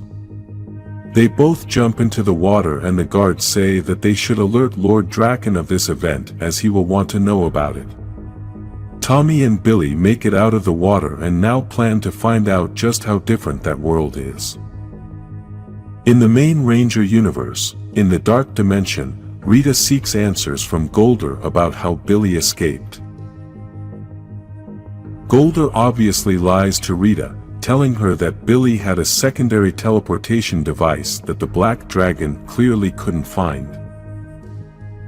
He also tells her that he tried to stop him but couldn't because he was chained up. Rita doesn't know whether to believe him, but still proceeds to tell him about her plans. She says that the Black Dragon's involvement was helpful even though the crystal disappeared. Now they must attack the Rangers as their backs are against the wall, and she has come to offer him another chance to redeem himself. Golder accepts this opportunity as that was what he was waiting for, and that was the plan when he helped Billy escape. The other Rangers transported the remains of the Black Dragon to the Pocket Dimension to start investigating that whole machine and try to find out where Billy and Tommy are. At this moment, the only one who can do these investigations is Trini, since she is the smartest one in that group and the only one who has worked with the Zords together with Billy. She says that she discovered that a person must be controlling the Black Dragon, and she also discovered that the piece she is holding in her hand is identical to a piece of the Dragonzord. Kimberly thinks that someone made a copy of the Dragonzord, but Trini replies that it's not a copy, it's the exact same piece of the Dragonzord, which is impossible. At that moment, the Rangers start talking about time travel, and although at first, they think it's impossible, they realize that they lived through much weirder things than that. In Lord Drakkon's universe, Tommy and Billy find the command center, but they also find the worst nightmare they can imagine. All the Zords are destroyed, but they are Zords they don't know because they are the Thunder Zords. In the main universe, these Rangers have not yet acquired the Thunder Zords, so this confuses them even more. Suddenly, the Rangers begin to hear a voice coming from underneath the command center. This voice can recognize Tommy and Billy, but more impressively, it also knows that they are not the Rangers of this universe. Tommy tries to ask his name, but the voice says he must go down to find out. Billy warns Tommy that this may be a trap, but he wants to find out who this voice is and feels confident because he knows them both. Billy stays upstairs, but Tommy comes down and the voice begins to guide him so he can find his way. Then, he finds a huge door that is locked, and even though he thinks he won't be able to open it, this voice gives him the motivation to try. After so much effort, Tommy manages to open the door and cannot believe what he is seeing. This voice comes from a sword called Saba that Tommy did not know since he had not yet obtained the power of the White Ranger. Tommy can't believe that a sword can talk, but Saba tells him that this is obvious since she is the only sword that talks. Billy is still very worried and yells at Tommy that he is coming down too.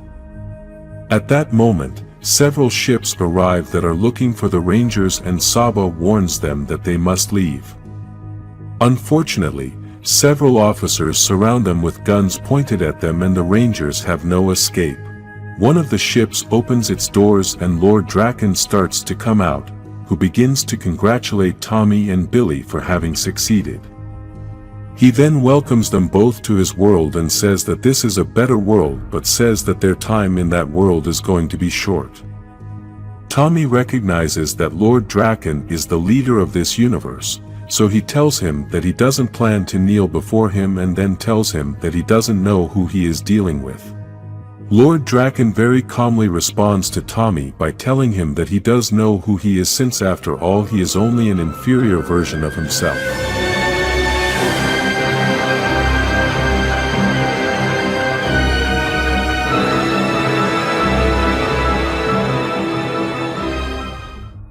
After Billy and Tommy travel to another universe and realize that everything was the same, but at the same time very different, they meet Lord Drakkon. A different version of the same Tommy Oliver, but with a greater power and as one of the leaders of that universe. Billy and Tommy were accompanied by Saba, a white tiger-headed sword that could talk, but it was much more than that, and it was about to prove it. This is Mighty Morphin Power Rangers comic book number 12. Lord Drakkon had told Tommy that he was an inferior version of himself, but Tommy very angrily replies that they are not the same. Interestingly, Lord Drakkon agrees with Tommy, and it is because he tells him, "I am better than you."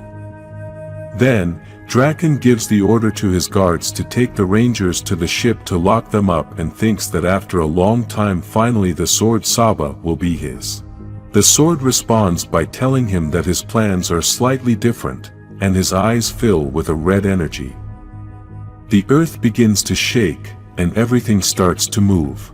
No one knows what is happening and everyone is very scared. Lord Drakkon gives the order to silence the sword as it is calling a Zord.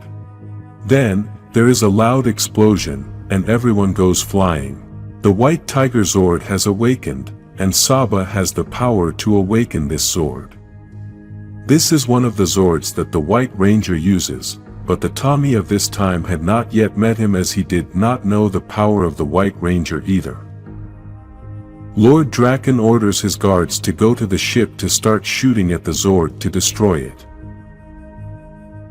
Meanwhile, Saba asks the Rangers to follow him to lead them on to another path to help them escape. The Rangers don't know where they are going and Billy says that these Zords are destroyed, but Saba replies that sometimes looks can be deceiving. Saba had led them to the Falcon Zord which was badly damaged, and the Rangers didn't know if it could fly. Despite this, Saba manages to awaken the Zord and then it begins to fly. In the main universe, the parents of the Rangers are speaking in front of many people to give a speech about their lost children.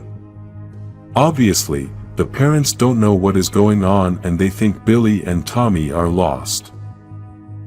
At Rita's new command center, she enters next to Golder and everyone else is excited by his arrival.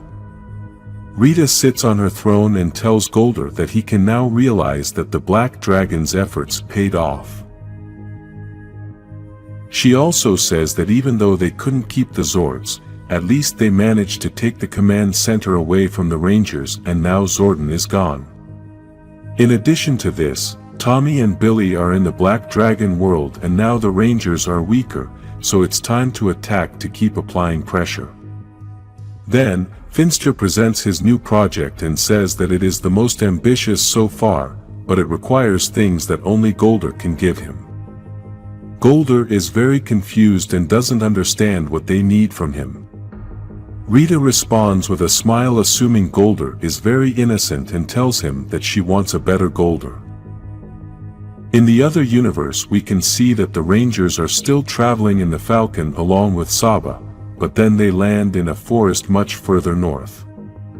The Zord needs a full night's rest in order to recharge his energy since he was deactivated for so long.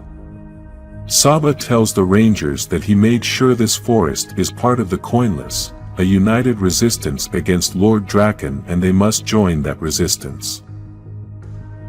Tommy stops Saba as he thinks they know nothing about this resistance and the Sword wants them to join that group. Billy agrees with Tommy and tells Saba that they don't know anything about him either, or about the Falcon Zord, they don't even know anything about this universe. He also tells him that they are grateful to him for saving them from Lord Drakkon, but they still need a better explanation of everything that has happened. Saba agrees with Billy's request, so he tells the Rangers that he is going to tell them everything that happened since he assumes that many things are the same in their universe, but there are things that are completely different. It all starts with the arrival of the Green Ranger. Just like in the other universe, Tommy got his powers in a different way than the other Rangers. Rita had given the Green Ranger powers to Tommy Oliver, but then Jason managed to destroy Rita's spell by destroying the sword Tommy had. At this point, Tommy could make decisions for himself, and in this universe, he chose to walk away from the Rangers. In this other universe, Rita took another approach. She said the world needed to be destroyed and then remade. Tommy chose to be loyal to Rita and help her in all her plans for world domination. Together they began to destroy cities, and the leaders gave up their power as some people supported Rita's actions. Every day more and more cities fell under the control of the Empress. They even normalized their rules and began to accept her rule. Due to all the support she received from the people, her power grew and she began to plan her last attack. Zordon's last hope was to create a new ranger, the most powerful ranger ever, and his powers came from all that was good in the world. Jason was the logical choice for him to use the powers of the white light, so the whole process began on the day everyone knows as the eve of the fall of the Rangers. On that day, allies arrived from other planets to form an army to protect the process. The war began and everyone was in that place to battle it out with every last drop of sweat. The Rangers had little time, so the process had to be accelerated, but unfortunately, they did not have enough time and the war caught up with them. The Green Ranger managed to get into the command center to stop the process.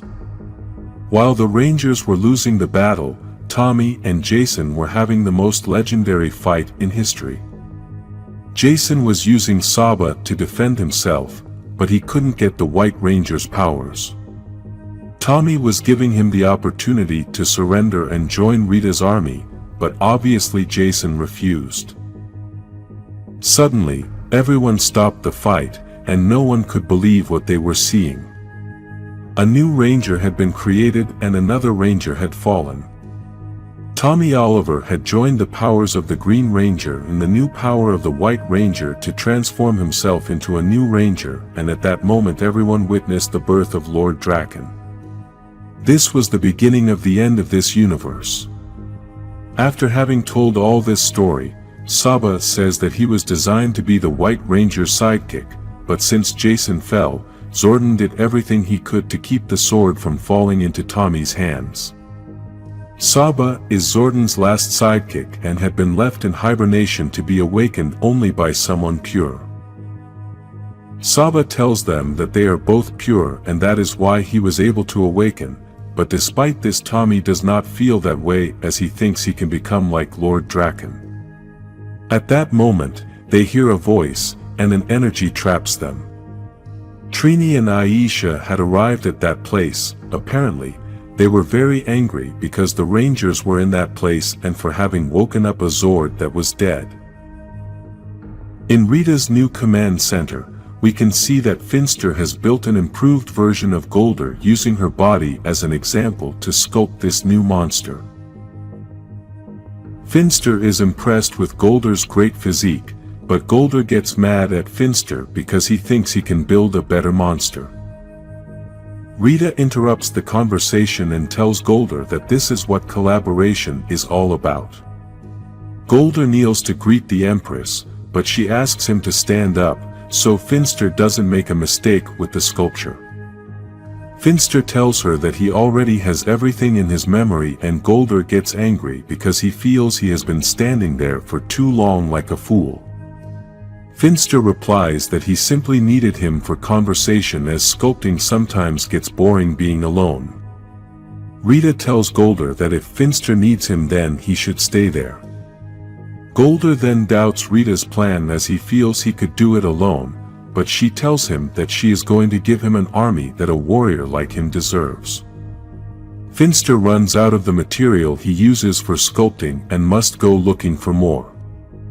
He starts looking around and then apparently finds something very interesting. In the other universe, the Rangers are still tied up as the Coinless don't trust them. We already know that the man accompanying the Coinless is Bulk, who has a gun pointed at Tommy and Billy. The Coinless don't want to believe the version given by the Rangers. They even tell Saba that this is something Drakkon could do to send spies. They also begin to doubt Saba and says that possibly Drakkon could have built it up to say everything it has said so far. The Rangers want to prove that they are telling the truth, but the Coinless tell them that believing them is not up to them, and at that moment, Zack appears saying that it is up to him.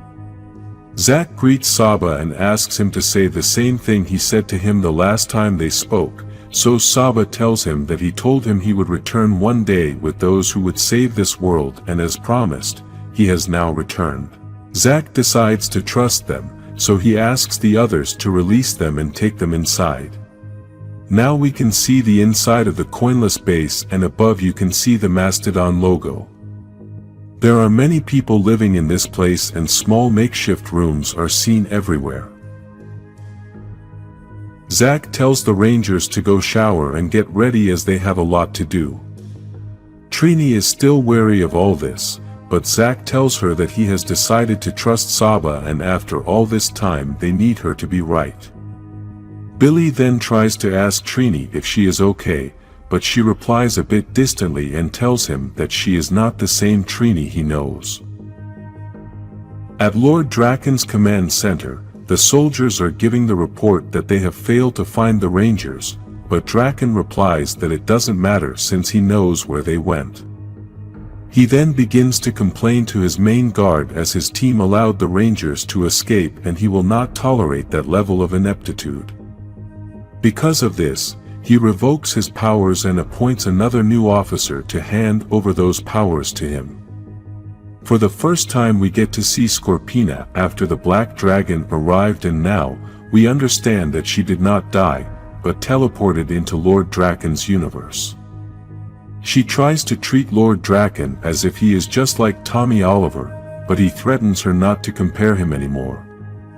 He also tells her that he will keep trying to find a way to bring her back to his universe, and they will also help the Rita of that universe to conquer everything as they did here. Lord Drakkon already suspects that the Rangers joined the Coinless, so he feels that they will soon be able to destroy all their enemies at once. Now we get to see the huge army Lord Drakkon has, and then we see that Skull is inside that army as an infiltrator. Skull manages to hear that there is a rumor that Lord Drakkon supposedly found the Coinless, so now he must try to inform Bulk about this news. In the main universe, Trini is still looking for a way to use the leftover parts of the Black Dragon to find something to help her with the search for Tommy and Billy. Kimberly arrives to try to distract Trini a bit so she can take a break since she's been searching for so long, but she tells Kimberly that she's not going to stop for now. Jason and Zack are fighting for practice, but Zack asks Jason for a short break as he feels Jason is unstoppable.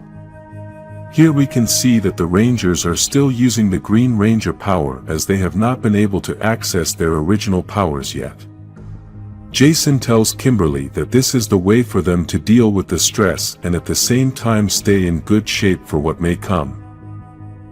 Jason then tries to blame himself for everything that is going on and feels that he was not a good leader, but Kimberly replies that there is no manual for how to deal with everything that happened. Then they both start talking about the possible relationship she and Tommy may have, but she doesn't know if starting that relationship was too stupid with everything that has happened. Jason tries to give her words of motivation and Kimberly tells him that's why he's the leader. Just then the Rangers hear Alpha 5's voice saying he has news. He then tells them that he has found a weakness in Rita's command center and there is a way for them to retake the command center to regain their powers. In the other universe, Billy has found a photograph of the Blue Ranger from that universe in which he reflects that he has passed away. He then begins to ask Trini about how that death happened and she tells him that Billy died a hero because he saved her life. Zack begins to tell Tommy everything that happened to Lord Drakkon and tells him that he took on the Rangers one by one, but in the end, they couldn't hold out long enough. Drakkon took all the coins of power from him, but Zack managed to kick Drakkon to take away his sword, and at that moment is when Saban told him that he was going to come back someday with those who would save this world. Zack and Tommy continue talking, but Bulk interrupts them to give them the news that Lord Drakkon already knows everything and is planning an attack. Zack then tells him that it's too late because the ships are already there. In the main universe, the Rangers are still listening to the plan that Alpha 5 has, and Jason tries to summarize everything to give orders to the other Rangers.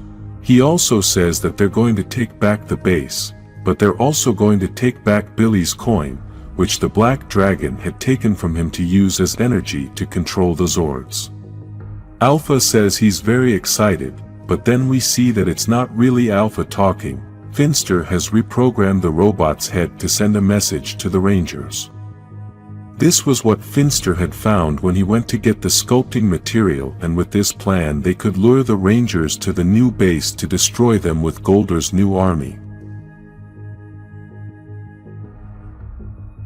The Rangers are already inside Rita's new command center, guided by Alpha 5's voice, not knowing that it is actually Finster who is using the robot head to communicate with the Rangers and lead them into a trap. Because of this, the Rangers are very confident. They even tell Alpha that if the plan doesn't work then they won't be able to get out of there, and this is obviously exactly what Rita wants. Finster and Rita try to use words that Alpha would commonly use to make the Rangers feel confident, and it is working for them. Alpha tells them that he is very excited to see them, but they are possibly not that excited, and that is because the Rangers have already arrived at the trap. Golder's new army was waiting for them, and we can see that they are many monsters just like Golder, but with some differences. These monsters created by Finster using Golder's anatomy are improved, and you can see that they are all bigger. Previously, Golder has caused a lot of problems for the Rangers, so imagine the problem the Rangers have now with all these giant copies of Golder. In the other universe, the war had just started and all of Lord Drakkon's soldiers arrived to attack the coinless group. Some soldiers try to destroy the invisible force field, while Zack tries to start organizing the whole operation to try to defend against Lord Drakkon's troops. The soldiers already managed to breach the force field, so Trini asks Billy to go to the shield generator to get it working again, as that breach may continue to grow and the soldiers would manage to get the war tanks in. Billy is surprised as the coinless didn't trust him and Tommy, but he is still willing to help. Some guns have been damaged, and they must go to reset them, but the road to those guns is filled with Drakkon soldiers. Tommy offers to go reset the weapons and has a plan that includes Saba, so Zack gives him permission to go. In the main universe, the Rangers start the battle with the clones, and no matter what they do, more and more clones keep appearing.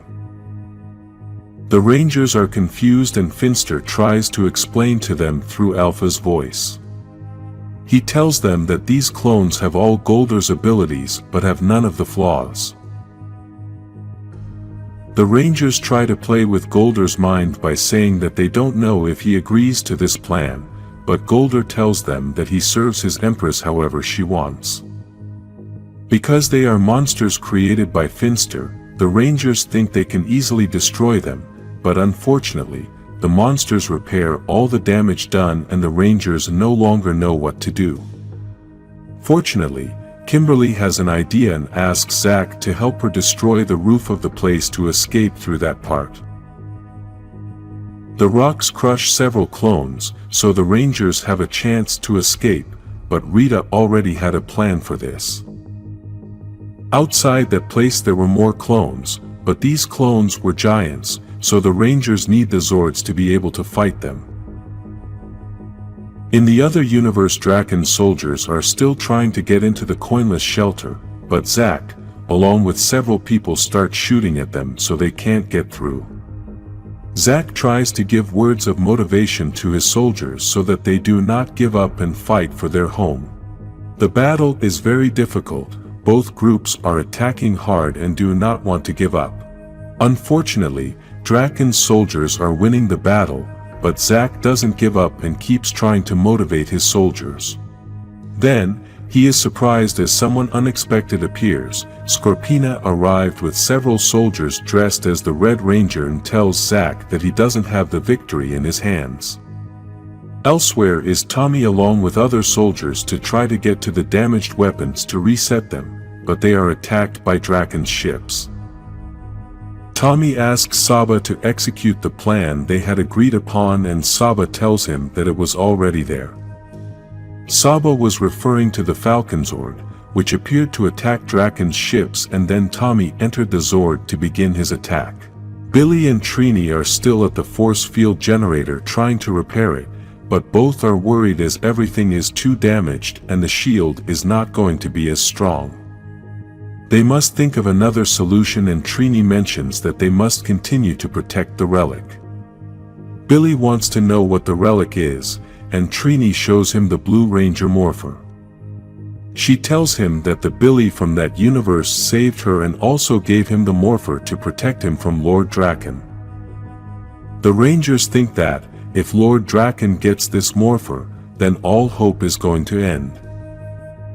In the main universe, the Rangers are already inside their Zords ready to start the battle with the giant clones. The battle begins, and we can see that these clones are very wild. In their thoughts there is only destruction, and that is what they want to do with the Rangers. One of these clones throws itself towards the Yellow Ranger's Zord and wants to destroy it. This monster manages to destroy part of the Zord, and this causes Trini to fall out of the machine. The other clones manage to catch Trini, and Rita gives the order to take her to her. In the other universe, Tommy is still battling Drakkon's ships with the Falconzord and is apparently managing to destroy many enemy ships. Bulk is leading the other soldiers to the weapons to reset them, but at that moment other Drakkon soldiers appear dressed as the Pink Ranger and have long-range weapons. Lord Drakkon is on top of one of his ships preparing to jump on top of Tommy's Zord, and after he achieves his objective, he breaks the entrance hatch. Lord Drakkon manages to enter the Falconzord and greets Tommy in a very sarcastic way. All this causes the ships to shoot down the Zord, and it seems that Drakkon was able to easily overpower Tommy. Drakkon throws him out of the Zord, and Saba starts screaming his name in great concern, but Drakkon tells him to shut up because they both belong to him. Now Lord Drakkon has the Green Ranger dagger, and he also has Saba, two very powerful weapons controlled by one of the most powerful Rangers in history. In the main universe, Rita has Trini, who seems to be very exhausted, but Rita apparently has a plan for her. The Empress tells the Yellow Ranger, who is still using the Green Ranger's coin powers, that she is a ranger ready for rescue, but not to worry since it's almost over. In the other universe, Tommy is on his knees, and Lord Drakkon has Saba to begin the punishment. He then says he sentences Tommy to die, but he's going to give all the coinless who surrender and swear loyalty to him a chance. He also asks them to give him the relic, which we already know is the Blue Ranger Morpher. Trini and Billy are in hiding trying to protect the Blue Ranger Morpher. Trini tells Billy that he can use the Morpher to transform himself so he can face Lord Drakkon. Despite this, Billy thinks he's not going to be able to do that, but Trini keeps insisting and she tries to motivate him, but apparently, it's not working. Drakkon shouts that this is the last chance, while Saba keeps pleading not to do it. At that moment, Trini and Billy appear, both of whom have the Morpher, yell for him to stop, and they both give in to Drakkon. When the Black Dragon arrived, it caused a huge explosion which destroyed the command center as well as Zordon and Alpha 5. At that time, we thought it had also destroyed Scorpina, but in reality, she was transported to the other universe where Lord Drakkon is the leader. This happened because the explosion was not something common, but it was the door to a portal that connects to the multiverse. This is why the universe we know is different from Lord Drakkon's universe, and this explosion was the first door that connected these two universes. This was triggered by the Rita of the main universe we know and Lord Drakkon, who comes from the other universe, in order to send the Black Dragon into the main universe. We all know that the Black Dragon was controlled by Lord Drakkon from the other universe, and this was to destroy the Rangers of the main universe. When the explosion happened, Zordon was destroyed, or at least that's what everyone thought, but in reality, he was wandering through time. The Zordon of the main universe begins to think about everything he is experiencing in this journey through time and space. He begins to question whether being able to see the events of the past is a gift or a curse by not being able to intervene in what is happening. Life is full of if-onlys, as regret is a natural part of life, even if you live outside of time. When this explosion happens, Zordon begins to travel through time, and although he knows he has been in a physical world, he also understands that he lives in a time tunnel, but this situation is completely different. Now, he is not outside of time, but in between it, specifically between two timelines. The portal that opened did not destroy him, but it did not completely push him into the other universe either. Because of this, Zordon now has the opportunity to be able to see everything that has happened over the years in that other universe and wants to know how this Dark Ranger came to be. In these first images we can see how Lord Drakkon was controlling the Black Dragon from his universe and was threatening the Rangers of the main universe. Zordon is seeing things that he had not seen as he had supposedly been destroyed by the explosion at the time.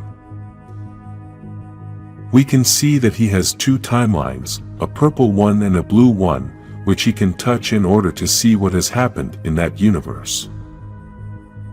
The purple one is from the main universe and the blue one is from Lord Drakkon's universe, so now Zordon starts to open that timeline to find out what Drakkon's beginning was like. The events begin after Jason destroyed the sword that had Rita's spell on it, but in this universe, weeks had passed, and Tommy had not returned to join the Rangers. The Zordon of this universe obviously does not know that the Zordon of the main universe is watching these events. This Zordon from this other universe is full of hope and thinks that Tommy is going to be able to overcome the influence Rita has on him, since good always overcomes evil. The Zordon from the main universe hears those words and feels he was wrong as things began to change. Tommy Oliver bowed to Rita and joined her to form an army to destroy the Rangers. Zordon keeps looking at all these events through the timeline window and feels very sad about what Tommy from that universe did. In that other universe, Zordon still had hope that there was good in Tommy, but despite this he had to continue to help the Rangers in the great battle. Because of this, he sought out new Zords and new allies, which were also being destroyed by Tommy. One of these allies was Ninja, who created Saba together with the Zords of the White Light Power. The more the Zordon of the main universe saw the events of this other universe, the more he believed that this Tommy was not worth believing in. This was the day Tommy had defeated Jason and combined his Green Ranger powers with the new White Light powers. This one took over Saba, which was telling Tommy that he was wrong, but Tommy told the Saber that it could only speak on his command. He then told Zordon that he was giving him one last chance to surrender and swear allegiance to him, otherwise he was going to finish him off. Tommy had poisoned Zordon chronologically, meaning he had poisoned him through time and space using some kind of magic. In this way he is going to detach Zordon from time and space so that he can die alone in the void. Zordon tells him, "There is still good in you, Tommy, you don't have to do this." Drakkon gets very angry and tells him that his name is not Tommy, then launches his power at Zordon. This causes Zordon to detach from time and space, sending him somewhere else to die. What Drakkon didn't know was that in that same place was the other Zordon from the main universe, and they both met there. They are both confused, but quickly understand the situation and begin to talk about everything that Zordon from the main universe has seen from the other universe. This Zordon from the main universe says he doesn't know what to think about everything he's seen since in his world Tommy Oliver joined the Power Rangers. The other Zordon says that's excellent, but then starts to take his last breaths. Zordon from the main universe asks him if he wants to say anything, but the other Zordon just tells him that he simply doesn't regret anything. Zordon from the main universe does not understand this, as he thinks that believing in Tommy ruined everything in that other universe. The other Zordon with his dying breaths says that sometimes things don't turn out the way we want them to, but he believes that good will triumph over evil in the end, even if it's not the way we initially believed. He then tells him that everything that has happened in his world has brought him here and apparently will bring others from the main universe into his universe as well. At the end, he advises Zordon from the main universe to continue to have faith in the Power Rangers and to also remain true to his beliefs, as there is nobility in them, even when they don't produce the outcome he expects. He then takes his leave and explodes in an explosion of light that engulfs everything around him. In this way, Zordon of the main universe was able to see his own death, even though he was the Zordon of another universe. Then, Zordon from the main universe begins to lose the effects of the portal that brought him to that place and begins to drift away from the timelines. At the same time, he begins to hear a voice calling his name. This voice came from Saban, who was using her connection to the grid to keep Zordon in that plane of space-time, and that is why he returned near the timelines of both universes. At first Saban thought that this was the Zordon from her universe, but then she realizes that this was a different Zordon. Saban feels guilty for not arriving in time to save the Zordon she knows, but this other Zordon tells her that they can still save her universe. He tells him that in the future Rangers from his universe will arrive in the other universe, including another Tommy Oliver. Saban says that, if Zordon trusts this other Tommy, then he's going to trust him too. We then get to witness what Zach had narrated, the event when Lord Drakkon took his morpher from him, but he was able to kick it away and saved Saban. At that point, the Saber begins to tell Zach that he is leaving, but that someday he is going to return with those who will save the world. What Zach didn't know is that this was a message from the Zordon of the main universe who was using Saban to send him that message. After this, Zach would spend several years building defenses and fighting Lord Drakkon. Saban would go into hiding until the day Billy and Tommy arrived to give the world a new hope. At that time, Zordon learns that sometimes, if only, doesn't always mean something good.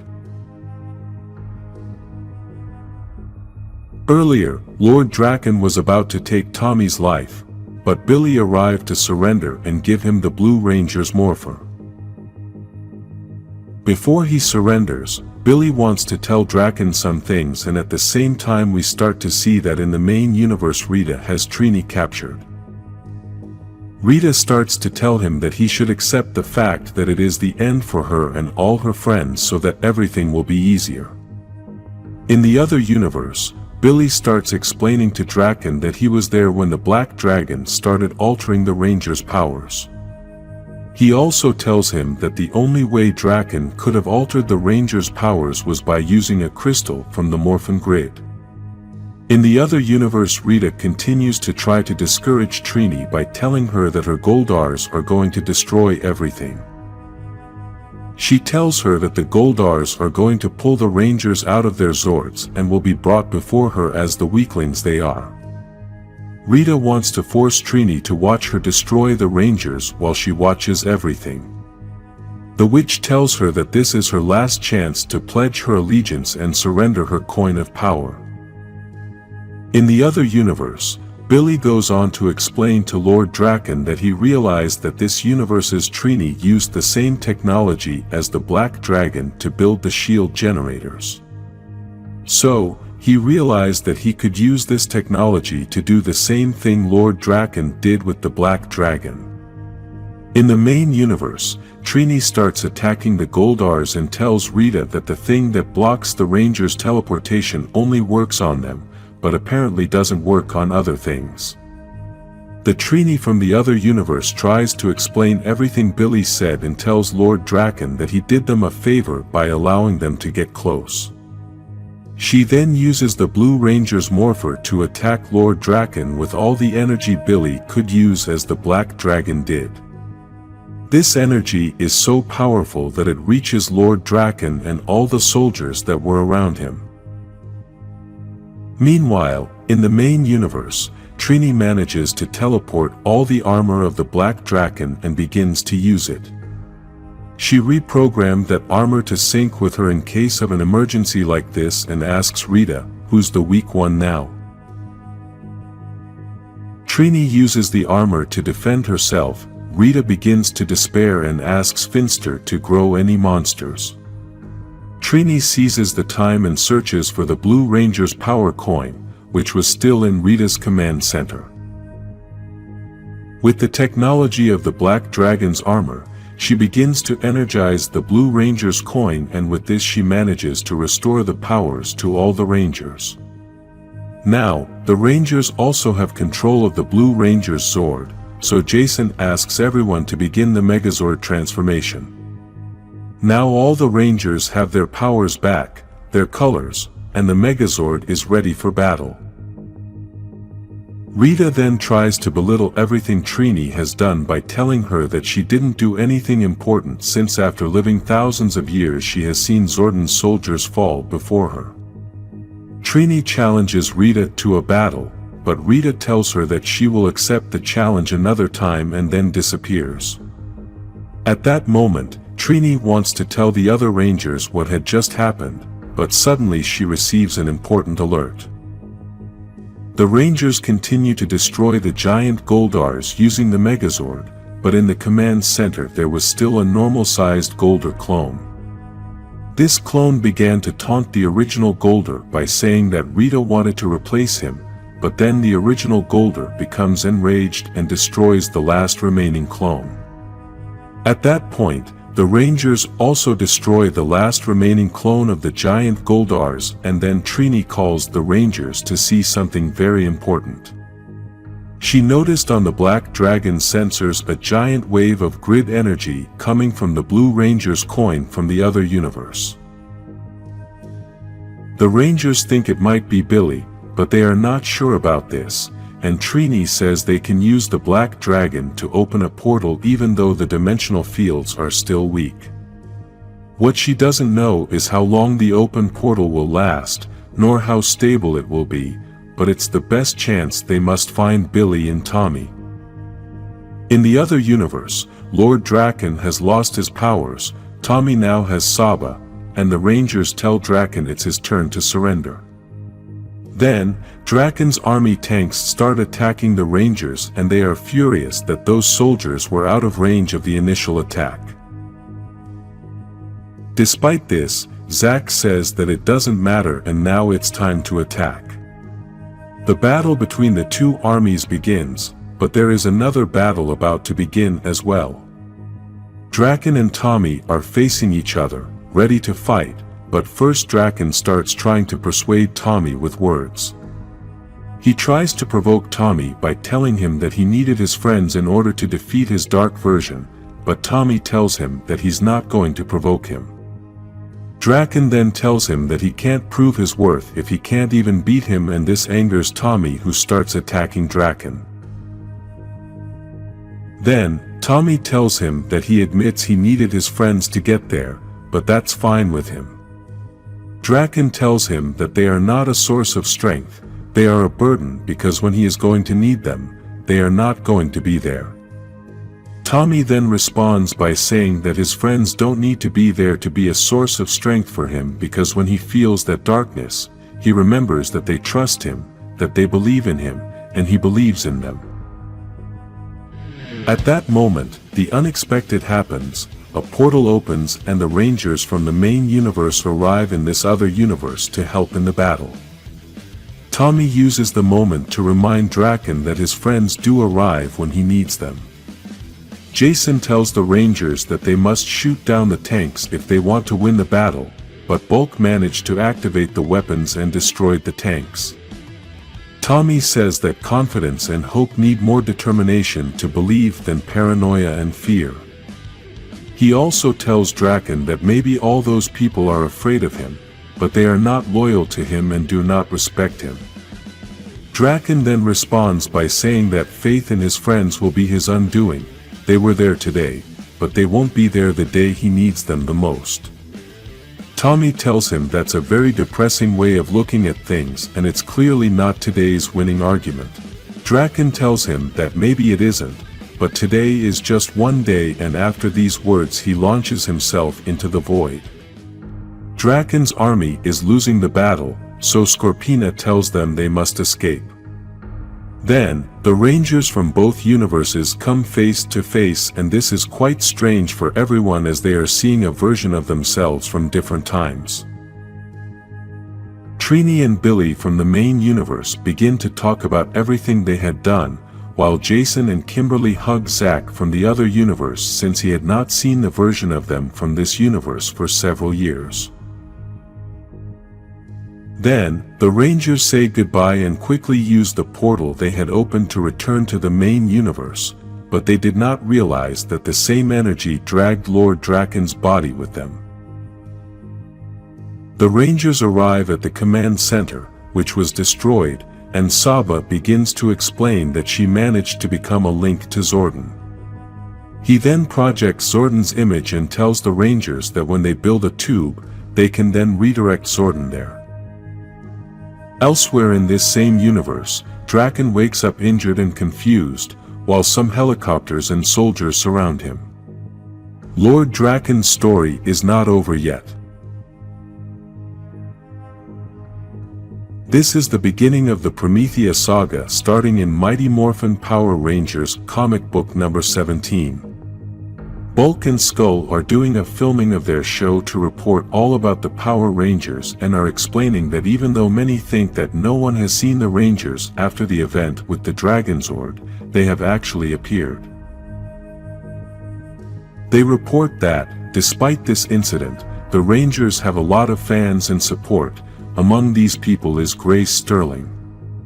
She is a futuristic entrepreneur who has a company called Prometheia, which is dedicated to creating technology, but for now they have been helping to rebuild the city after all the Zord's battles with Rita's monsters.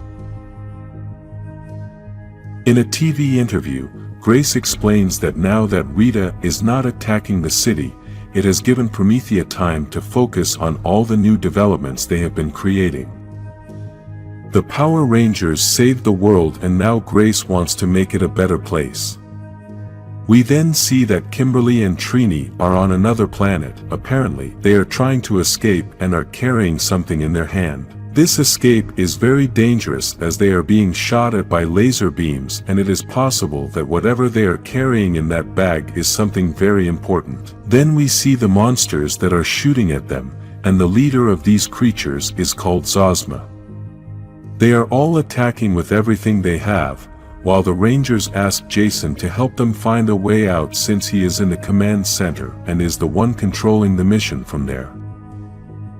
Jason tells them that they must go to the edge of the city for the teleportation to work and asks Alpha 5, who is controlling the Pink Ranger's Zord, to look for them in that part of the city to get them out of there.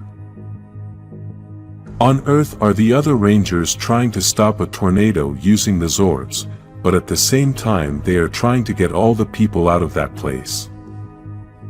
Jason is also helping them with that mission, so he is trying to run 2 missions at the same time on 2 different planets. Meanwhile, on planet Tarmac 4, Kimberly and Trini tell Jason that that place is like a maze, so they need a way out, and Jason gives them instructions on how to get out of there. On Earth, Tommy, Billy, and Zack are still trying to save people from the tornado, but apparently, it's a very complicated mission. Jason asks Billy to tell them the way they can stop the tornado, and he tells the Rangers that they should freeze the air directly in the tornado's path. Zack prepares his Zord since he can freeze the air with it, but it must be anchored firmly to the ground, so the tornado won't blow it away. Jason tries to warn Kimberly and Trini of an explosion, but he is too late, and the Rangers almost lose their lives. Zack begins to feel the strong winds from the tornado and doesn't know how long he can withstand the winds. Jason asks Zack to hold on and at the same time tells Alpha that Kimberly and Trini need an emergency evacuation now. The creatures from planet Tarmac are about to engage the Rangers and Zack keeps trying to freeze the air from the tornado, but the winds are too strong. Jason keeps asking Zack to resist and then gives the order to Alpha to help the Rangers. The Rangers begin to fight the creatures on the planet and at that moment Alpha arrives to help them. Zack was also able to stop the tornado by freezing all the air, and then Kimberly and Trini grabbed onto the pterodactyl to escape. These have been two very complicated missions, but the Rangers let Jason know that they are all okay and, in the meantime, he is relieved at the command center. Jason has had to fulfill Zordon's role while he is gone, so this is very stressful for everyone.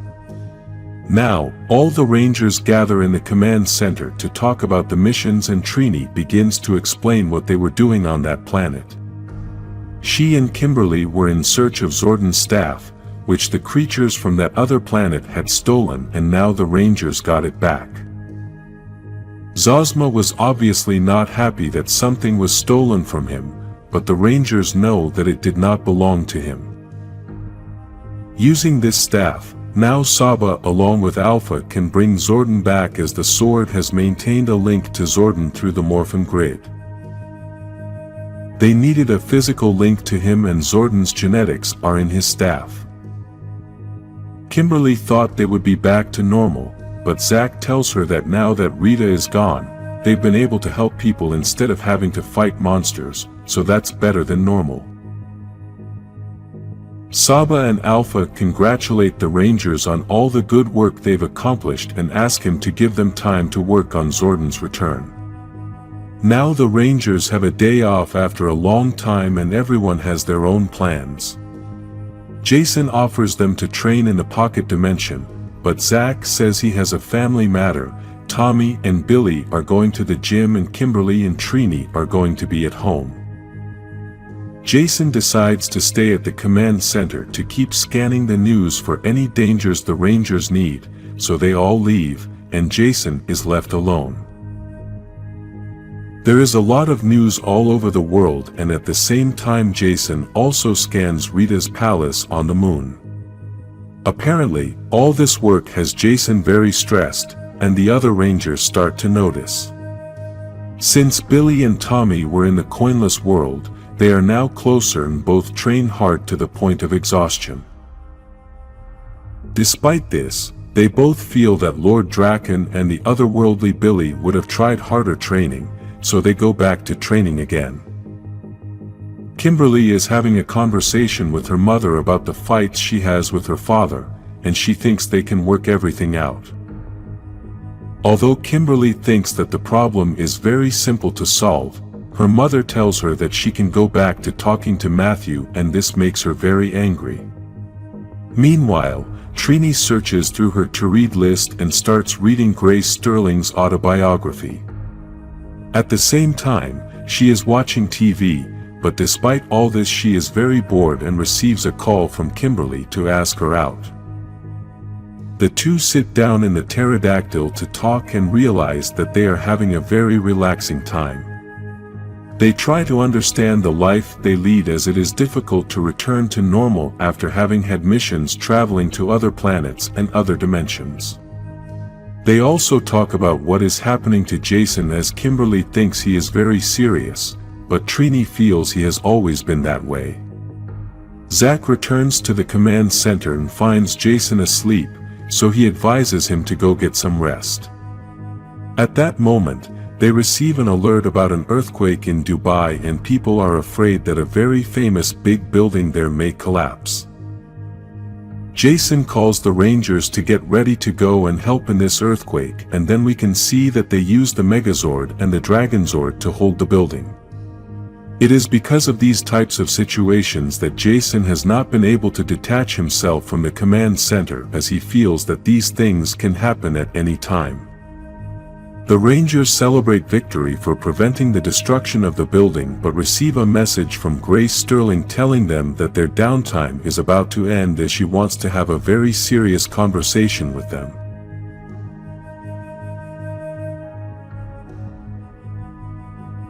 Grace Sterling, the owner of Prometheia, meets the Rangers as she gets off a helicopter and tells them that she needs to talk something urgent with them. She also says that since she was in Dubai, it occurred to her that she could take the opportunity to talk to them in person since they were in that very place. She then explains to them that there are 2 airline pilots who got lost near a place that is hidden due to a dense fog and they have not been able to get communication with them. That strange place does not appear on any map and seems to be invisible to the naked eye. Billy says that the fog is like an illusion to deceive, and then Grace shows them that there are strange creatures in that place, but the Rangers manage to identify that one of those creatures is Finster.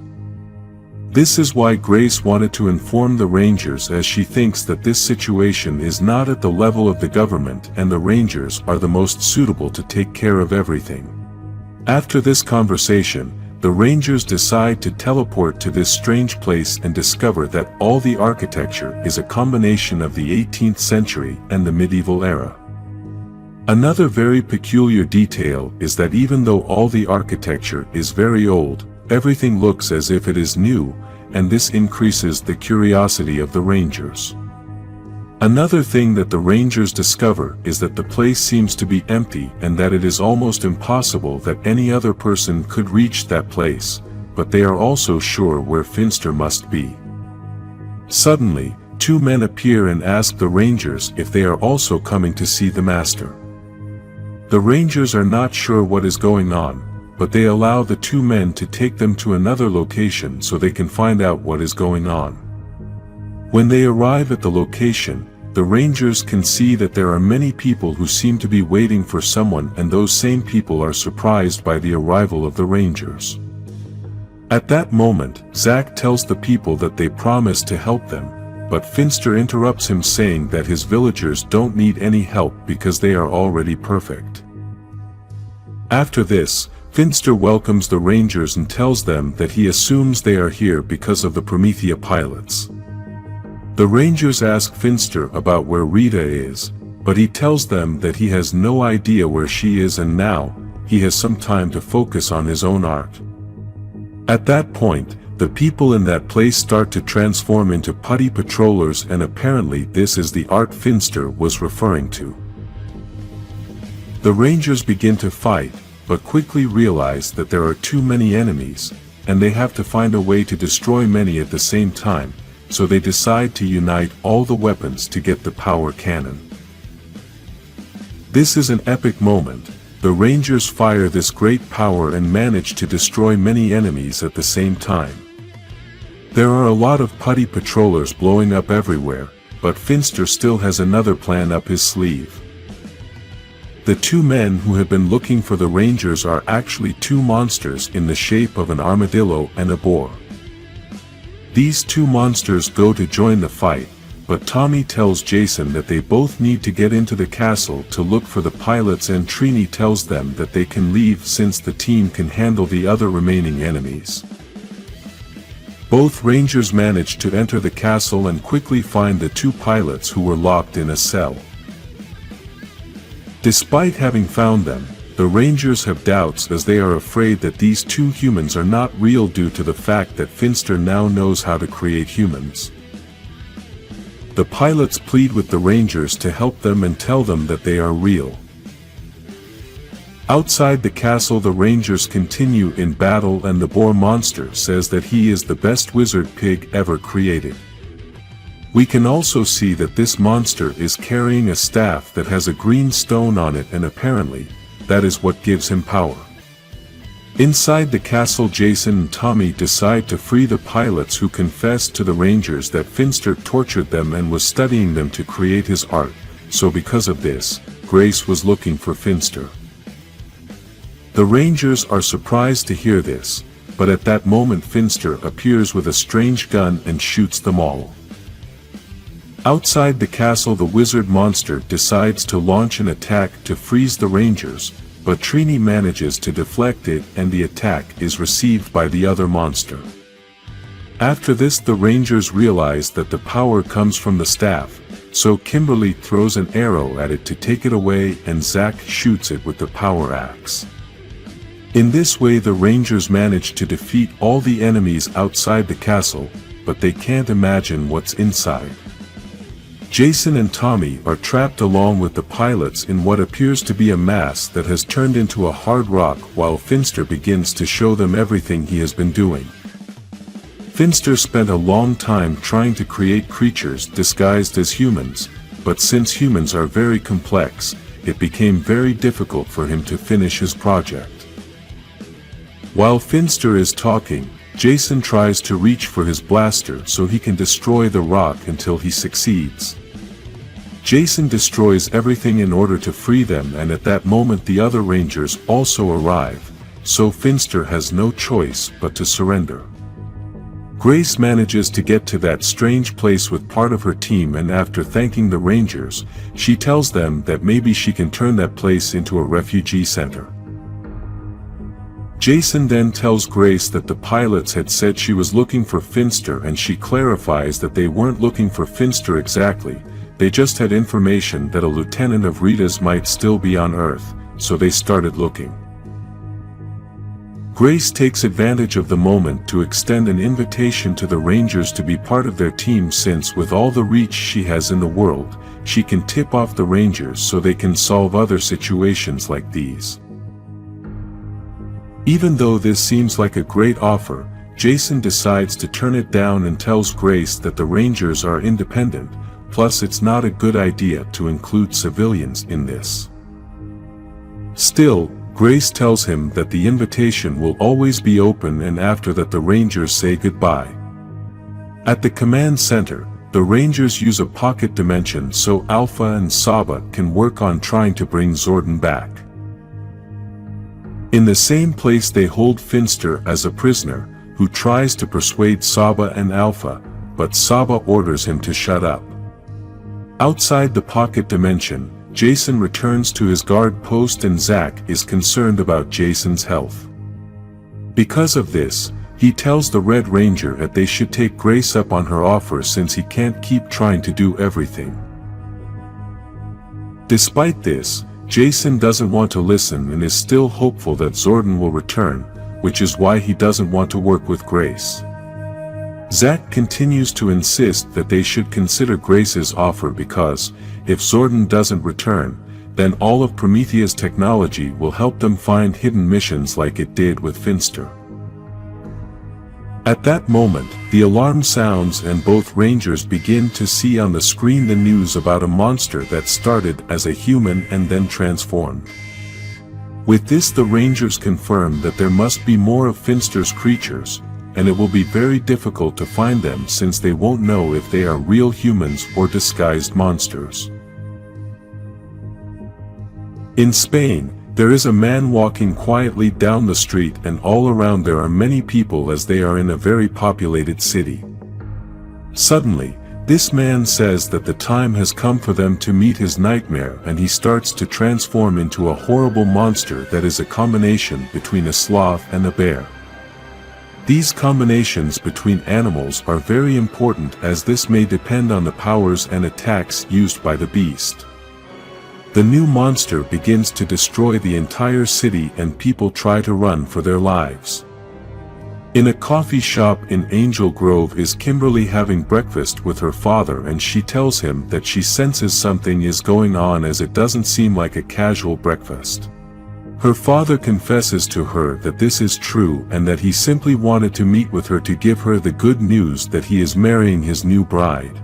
In past stories we had already seen that Kimberly's parents had a lot of marital problems and were always fighting, so apparently, they were already divorced.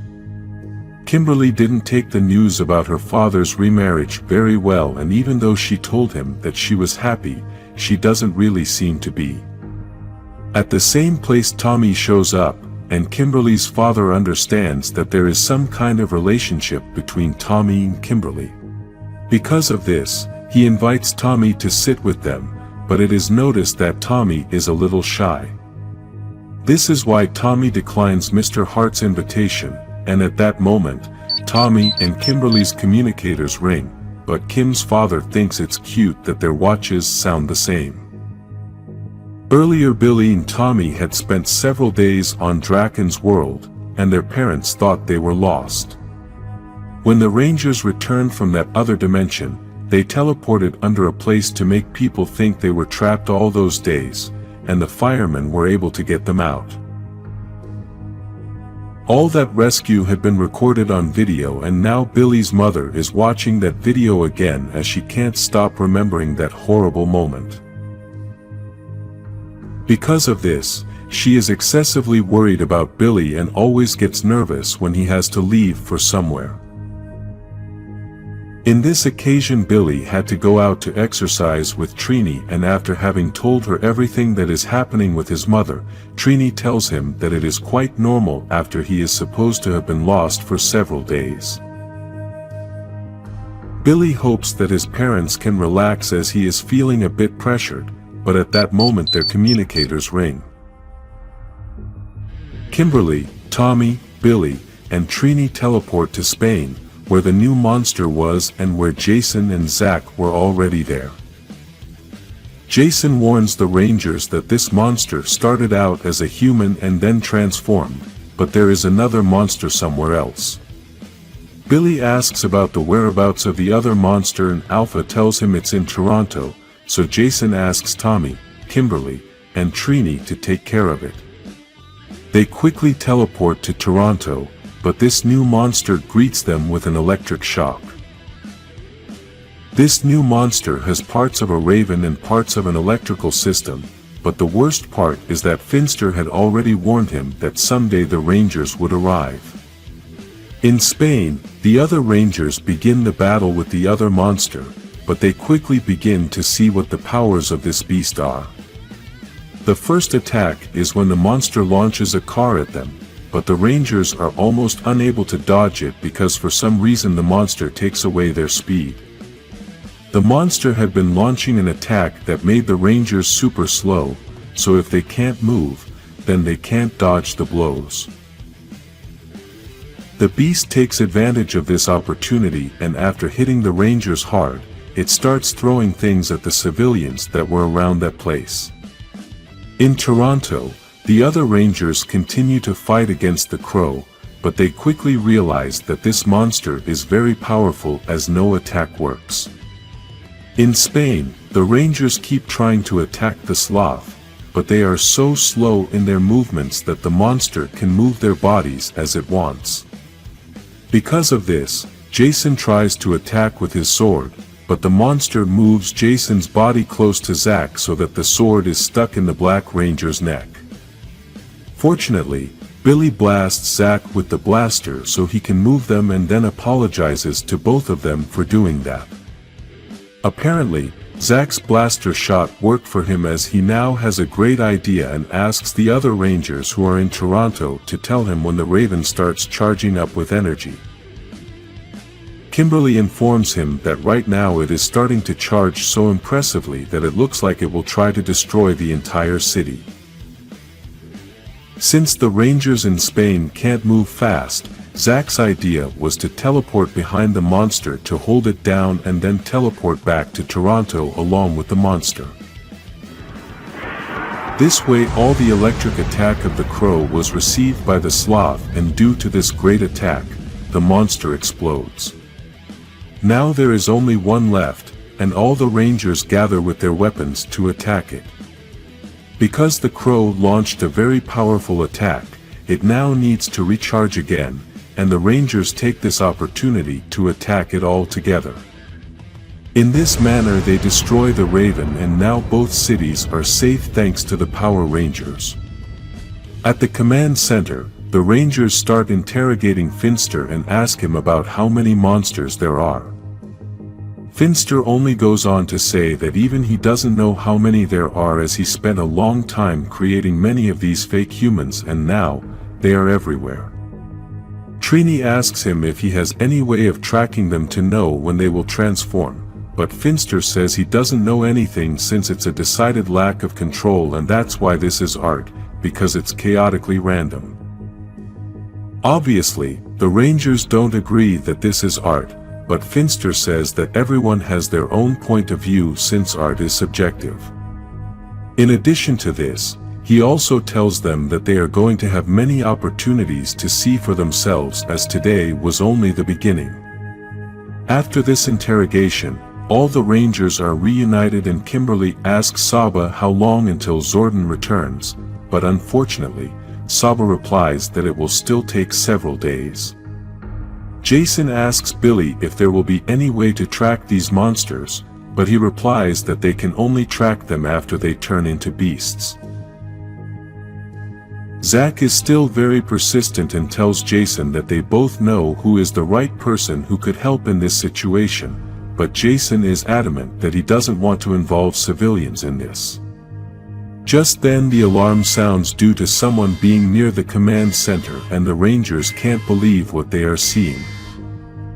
The person standing at the entrance is Grace Sterling, the owner of Prometheia, and she tells the Rangers that there is no time, so they must open up fast.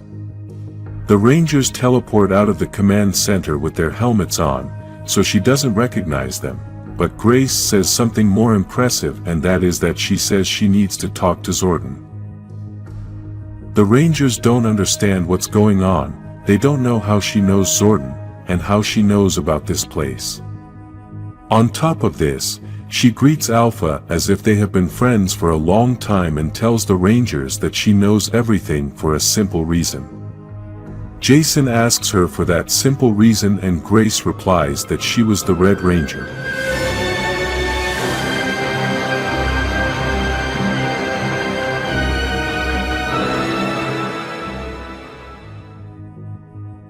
In order to understand the story, we must first meet the Supersonic Power Rangers, a very old team that suffered a betrayal from their Green Ranger.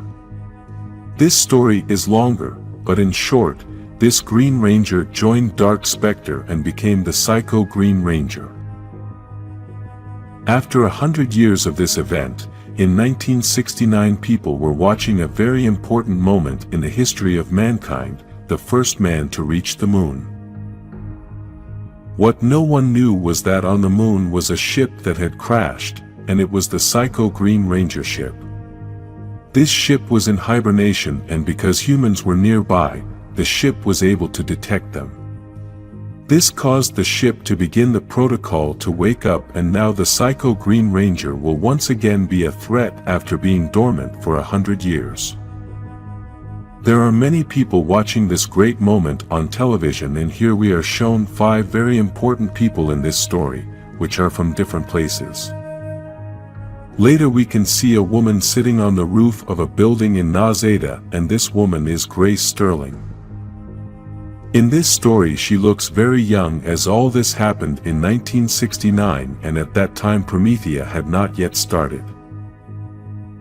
Sitting on that building she starts talking to her friend and confesses that one of her biggest dreams is to travel to the moon, but because at that time women were not considered for that kind of thing, she had no hope that she was going to make it. Her friend begins to encourage her, but at that moment, Grace disappears, and basically teleports away. Zordon and Alpha had teleported her to the command center along with 4 other people. In this group there are now 2 women and 3 men, which are very different.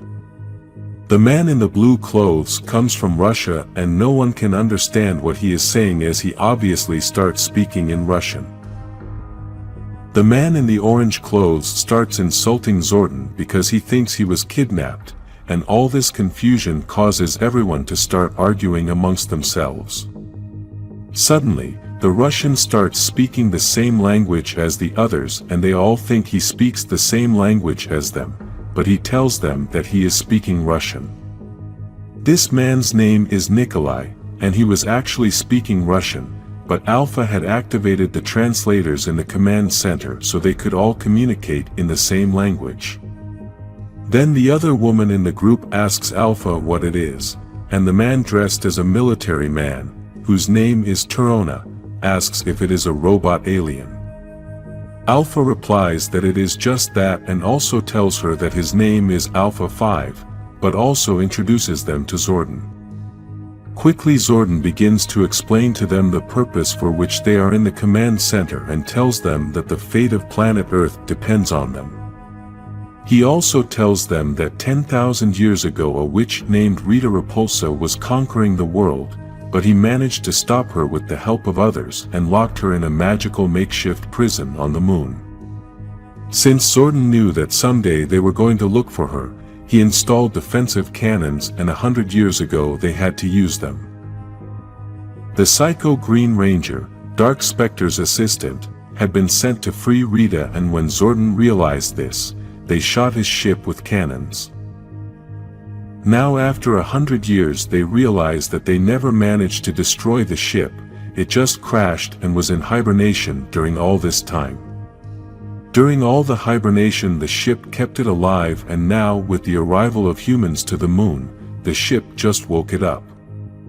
Alpha 5 managed to block the ship's communication so that the Psycho Green Ranger can't communicate with Dark Spectre, but despite this he is going to try to finish the mission, and this will release the most evil entity ever seen.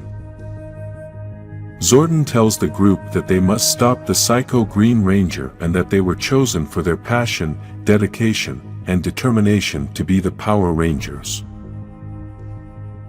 Some are a little angry because they don't even know what a Power Ranger is, plus they think they should just fire the cannons again, but Alpha tells them that can't be done. Zordon explains to them that the Power Rangers are a team of elite warriors who channel the power of ancient dinosaurs to defend the world from the forces of evil. Tona feels they don't have much of a choice, but Daniel says that they are just normal people and are not warriors.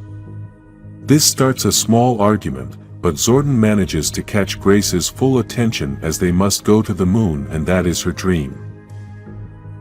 Grace quickly behaves like a leader and manages to convince everyone to accept the mission. Zordon hands out the morphers to everyone and names Grace as the team leader and the first ever Red Ranger on Earth.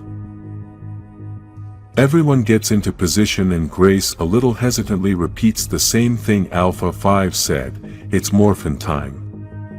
Everyone transforms and we can quickly see a very different team than the one we knew in 1993. Grace, being a woman, is the Red Ranger, the other woman is the Black Ranger, the Yellow and Pink Rangers are men. To better explain the position of each of them, the Black Ranger is Jamie, the Blue Ranger is Nikolai, the Russian, the Red Ranger is Grace, the Yellow Ranger is Torona, the military man, and the Pink Ranger is Daniel, who is a bit angry about getting that color.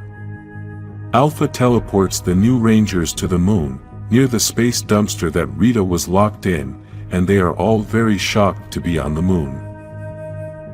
Grace gets so excited that she starts crying, but the other Rangers start arguing over nonsense about the trips to the moon that Russia and the United States have attempted. Grace tries to calm the situation and begins to form a plan, but Nikolai doesn't want to follow the orders of a woman who also only manages a group of secretaries. The Blue Ranger feels that he can be a better leader and does not care if the Blue Head chooses her as the leader, he is going to do whatever he wants. Nikolai's plan is to hunt down the Psycho Green Ranger, and Grace decides that she is going to go along with that idea but asks him to make it a coordinated thing. Because she has a lot of knowledge about the moon, she creates a plan and tells the Blue and Black Rangers to go to a certain part of the moon to see if they can find the enemy's ship. These two Rangers leave, but when they arrive at the place it was too late because the Psycho Green Ranger was already prepared. While the two of them try to get to know each other better, the Psycho Green Ranger prepares to attack them from behind and take them by surprise. Meanwhile, the other team members continue to wait, but quickly start another argument over silly things as they are all very different and have very opposing views. At that moment, they hear the Black Ranger call for help, and then they see a big explosion near that place. The Psycho Green Ranger was beating up the Rangers, and even though the Blue Ranger was able to attack him, this was not enough to stop him. The Psycho Green Ranger hits Nikolai so hard that he sends him flying far away, but Grace manages to catch him before he hits the ground, and now the Psycho Green Ranger lifts a big rock to try to crush the Black Ranger. Despite her pleading for her life, this evil ranger shows no mercy and crushes her with that big rock.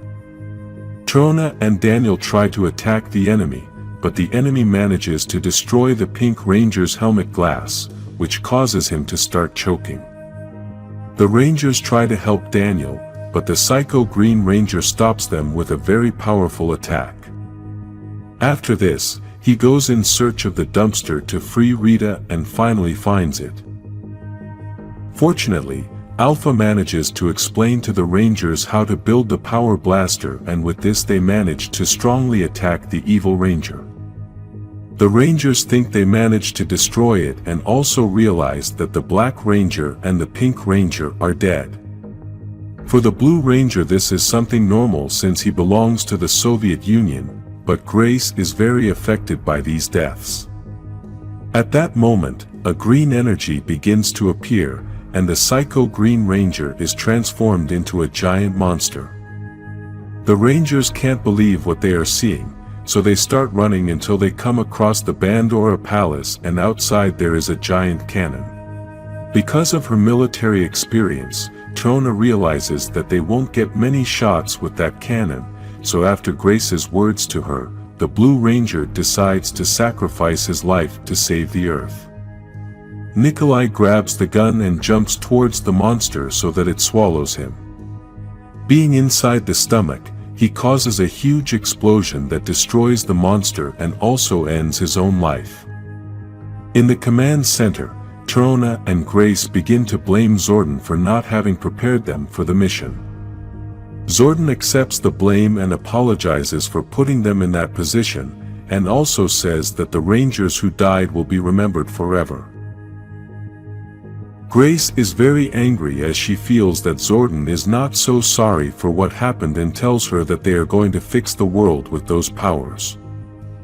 Then, Zordon disappoints them when he tells them that they are not going to keep the powers since the world is not in danger, but Grace and Trona try to explain that they could end the war. Despite this, Zordon tells them that they should be proud that they succeeded in the mission, but it is not their duty to interfere in the affairs of humanity. They both leave the command center very angry, and we can realize that Grace managed to keep the Psycho Green Ranger's sword. Now, Grace is inside the command center with all the Rangers, and something very curious is that after all the story she told them about the first team in 1969, now the Rangers no longer hide their identity from her. They are all without their helmets, and we can tell that they are very surprised with what they just learned about the terrible mission on the moon.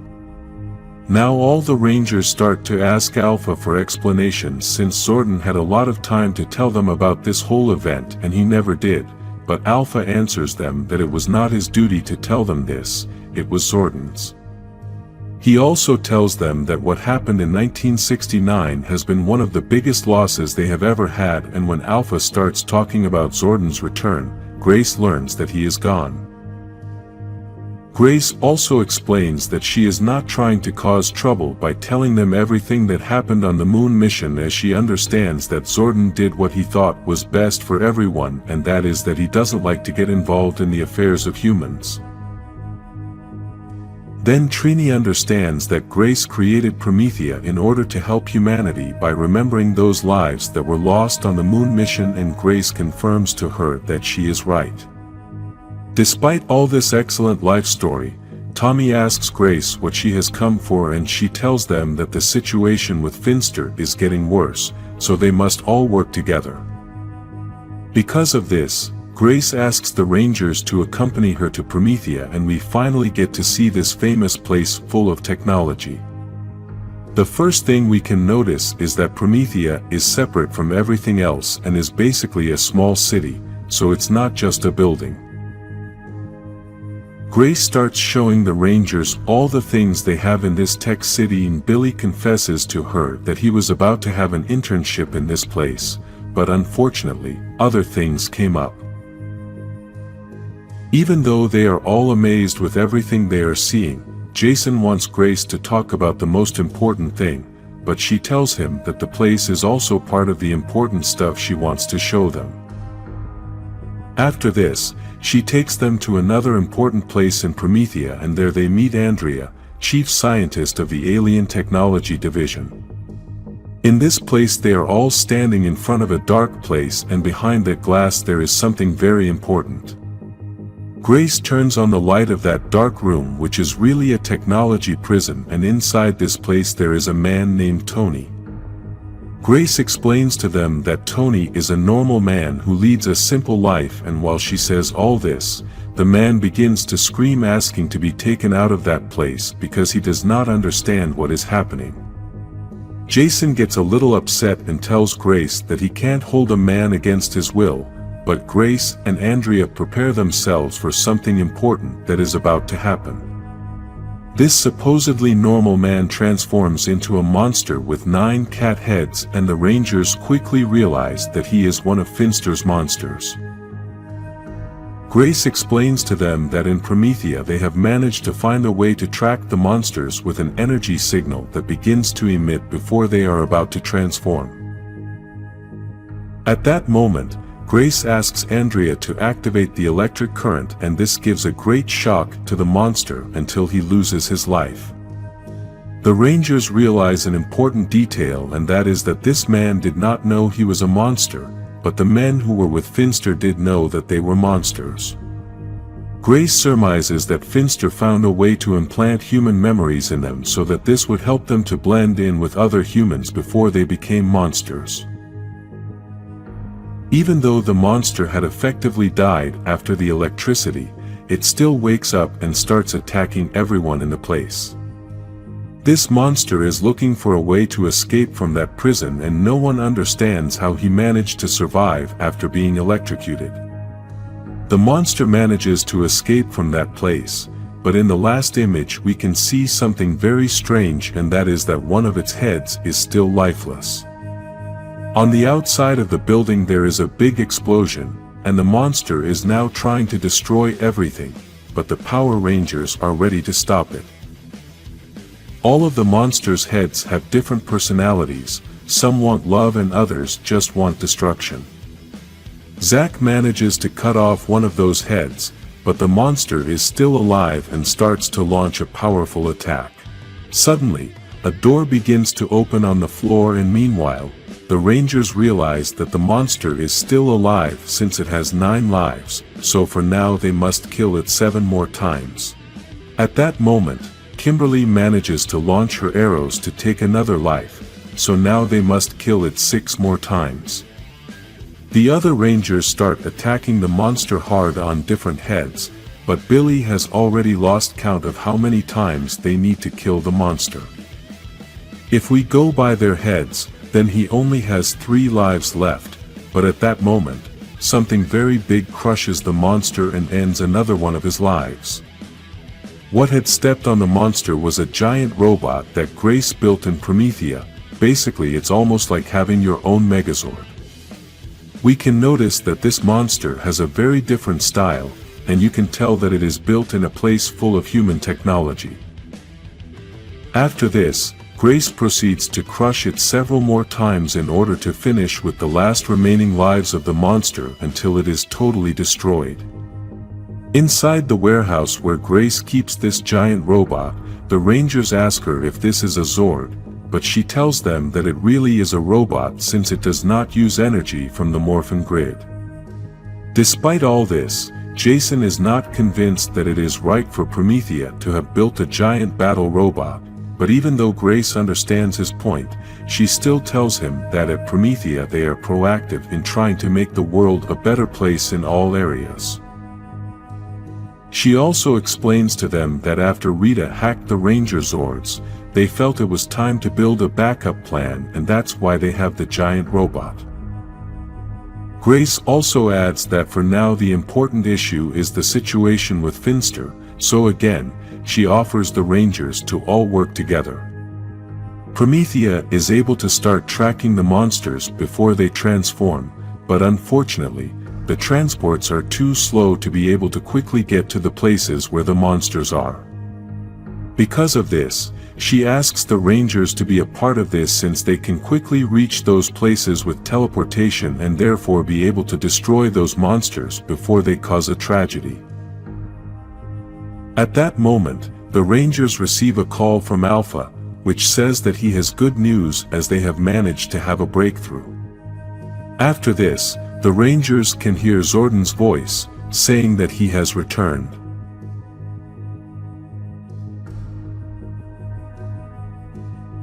In a place far away in space we can see a very strange bar, which seems to have been created for villains and monsters. In this place there is a being that we have never seen before, and he is drinking something special as he tells the bartender that he traveled from far away just to have that drink. Although this being tells the bartender that he has only traveled here because he is the one who best prepares this drink, the bartender tells him that it is difficult to trust him because he is the magician of deception. With this they let us know that the name of this mysterious being is the Wizard of Deception, and at that moment he hears another voice. This voice is that of Rita Repulsa, who is accompanied by her lackeys and tells the magician that it is a challenge to find him. Then she asks him if he knows who she is, but the magician replies that the important thing is that she knows who he is. Rita sought out this magician to ask him to create a magical object, and apparently it is something so strange and difficult to create that she cannot create it herself. Rita already knew what this powerful wizard wanted, and so she brought it to him, but the Wizard of Deception could tell that this was going to be very complex magic. Rita's lackeys tell her that they have searched everywhere to find someone to do this magic, but everyone told her that they had to look for the Wizard of Deception. This magician tells Rita that what she has is not going to be enough to pay for this job, and then confesses to her that he really knows her. This is why the magician asks her that the only thing Rita can give him to pay for this job is to tell him the truth, the real reason why she needs this magic item. Rita begins to tell the magician the truth and confesses that she has failed. Rita has made a terrible mistake and is afraid of what will happen if she does not get back what she has lost. Because the magician felt that she told the truth, he is now willing to create the magic object for her, so he tells Rita to go and wait for him. At the Ranger Command Center, everyone is very happy that Zordon has returned, and they begin to tell him many things that have happened in his absence. Zordon is happy to be back and explains to the Rangers that it was disorienting to be without any emotional or physical connection, so any hope of returning was just that, a hope. Even though they are all happy, they try to explain to Zordon everything that has happened, but he tells them that while he was wandering in time, he was able to see some things, plus Saban kept him informed. Because of this, Zordon tells the Rangers that he understands that they must have a lot of questions because of what happened in 1969, and says that event is something that still haunts him.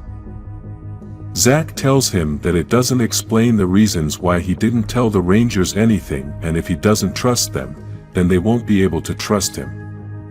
Zordon apologizes to the Rangers and says that he understands their opinion, as having tried to protect them from things in the past, he has been badly mistaken.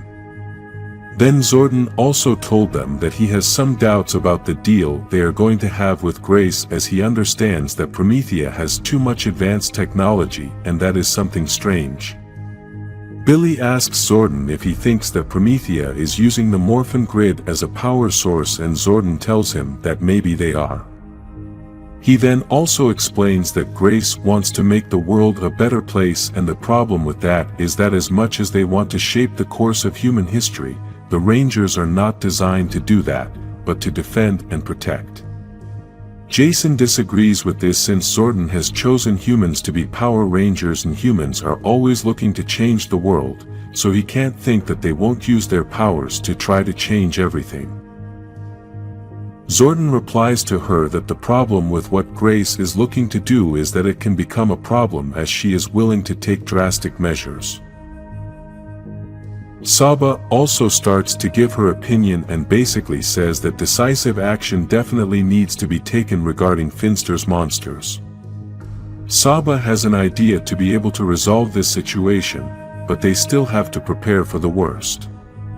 Jason then explains to Zordon that Grace has all the technology to be able to find the Finster's monsters and that way they could put an end to the problem.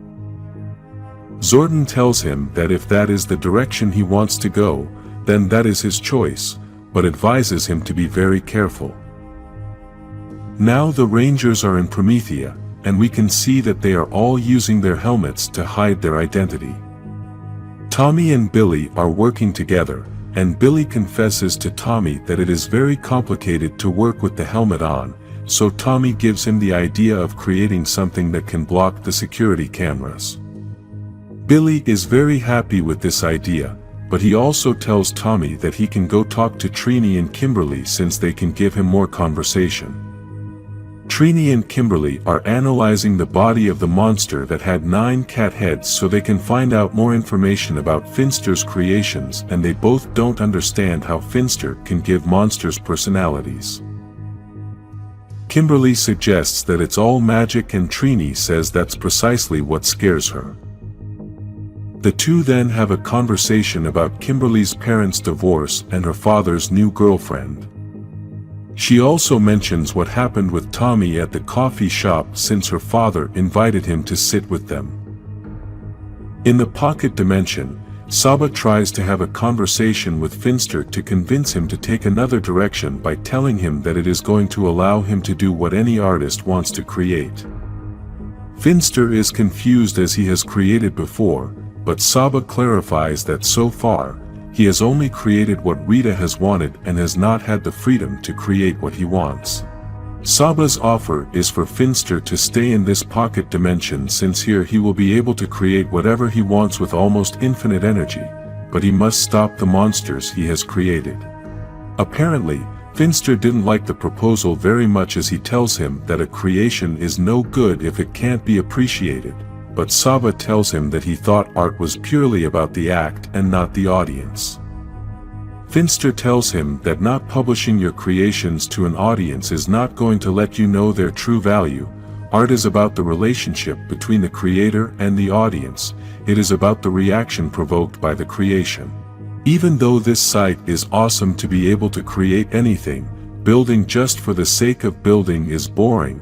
Besides, he can't control the monsters even if he wanted to, and the real reaction is the chaos that exists is the one you're not expecting. In Prometheia, Jason is having a conversation with Grace in which she mentions that she has a lot of smart people working with her and also says that Billy is brilliant. Then they both start talking about how hard it is to be a Red Ranger and all the weight that comes with it. Jason tells her how hard it has become for him to be in that position, and Grace tells him that he is slowly going to start being able to anticipate situations so that he can better resolve crisis. In addition to this, she also tells him that she will always be available to help him make the burden of being the Red Ranger lighter. At that moment, the alarm sounds and there is a person about to transform into a monster. So Jason asks all the Rangers to be ready to leave. Quickly, the Rangers teleport and Andrea is very surprised with this Ranger technology. Andrea asks Grace if this is a good start and she says yes, but then asks if the Rangers know what she is planning, but they don't know anything. Then Grace admits that when the time is perfect, they are going to find out. But for now there is a world to save. This is the final episode of the Prometheia saga, and although it was a saga with little drama, it is the one that opens the way to the best Power Rangers saga of all time. The next saga is going to be the Shattered Grid, and in this last episode of Prometheia we get to see how it all started.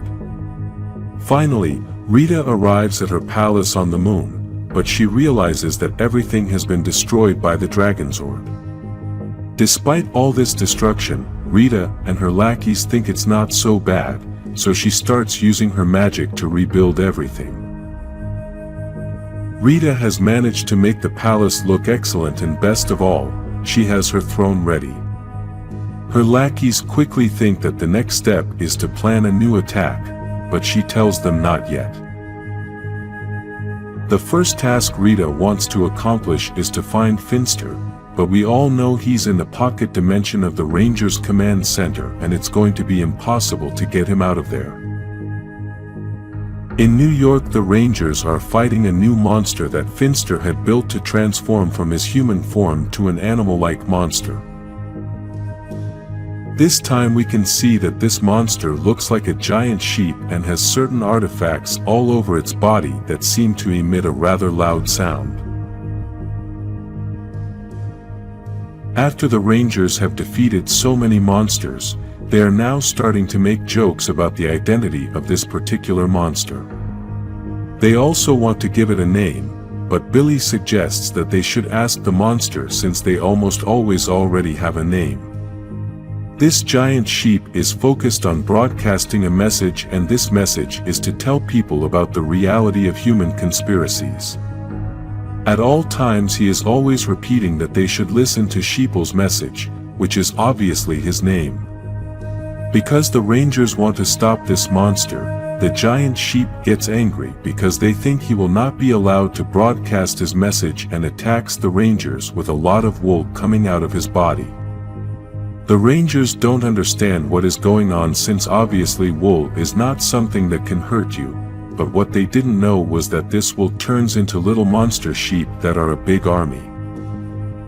In Prometheia, Grace is overseeing the Battle of New York, and at that moment, another employee arrives to warn her that there is another monster in Vancouver. The problem with this new monster is that it has not yet transformed, and the satellites cannot pinpoint its specific location, but they manage to find an approximate location. Grace decides not to tell the Rangers anything for now, since they are still in the battle in New York, so the Prometheia team is going to try to take care of the Vancouver situation until the Rangers are done with the giant sheep. In the meantime, the Rangers are trying to destroy all these new little monsters, but it is a very complicated situation as the giant sheep continues to create more wool. This giant sheep uses his loud voice to order his little wool monsters to do what he wants. After trying to attack people, the monster now decides that all the wool should come back to him, and in this way, he manages to catch some people. The Rangers no longer know how to resolve this situation, as they basically have to destroy an entire army, and this is very complicated.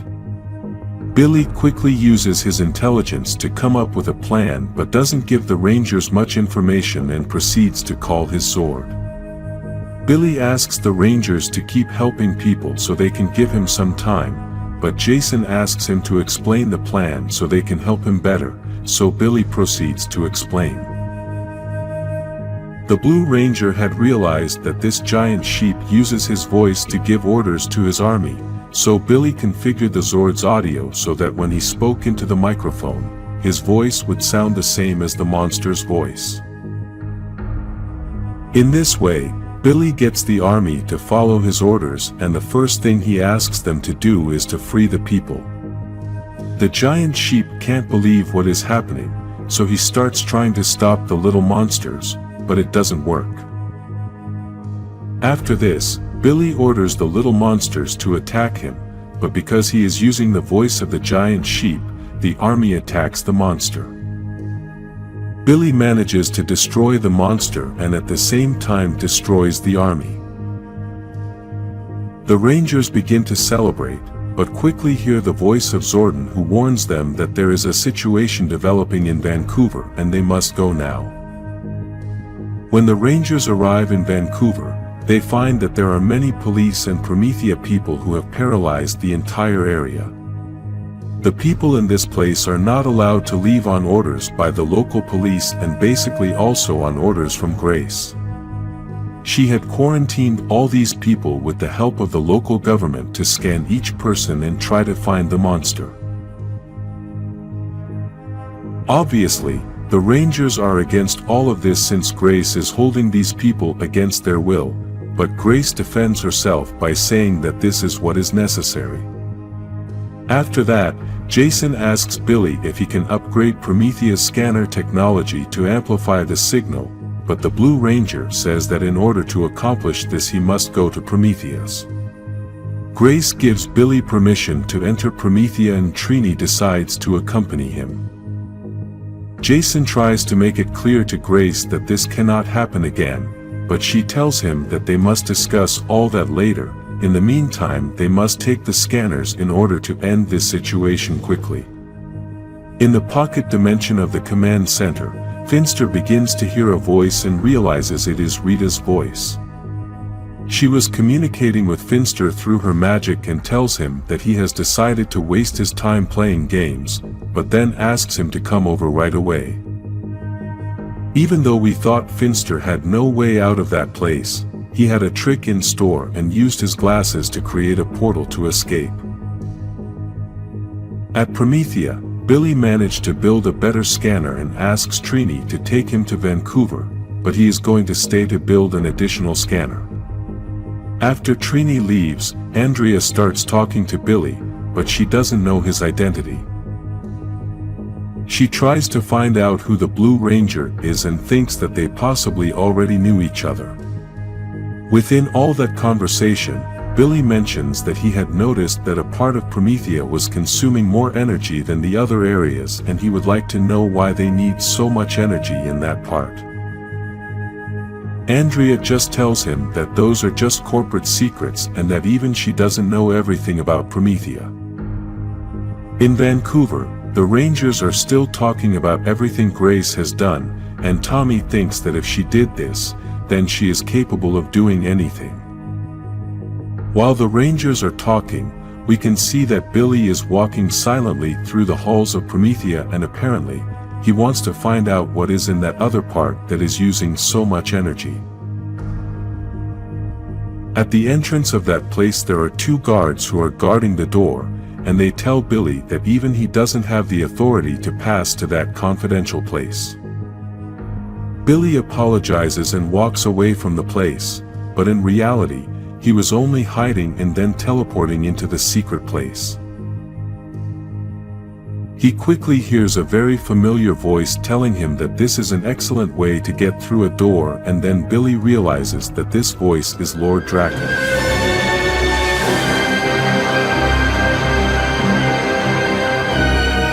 In this place he was kept with power restrictions and isolated from the outside world.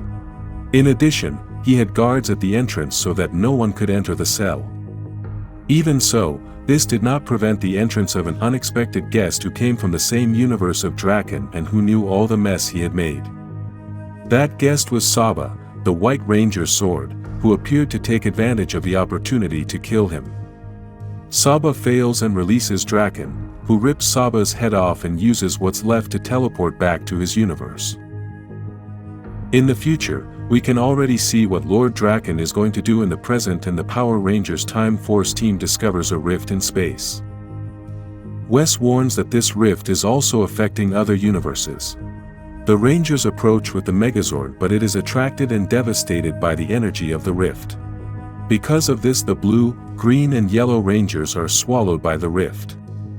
Wes tells Jen that she must go to the past to find the connection point where this originated.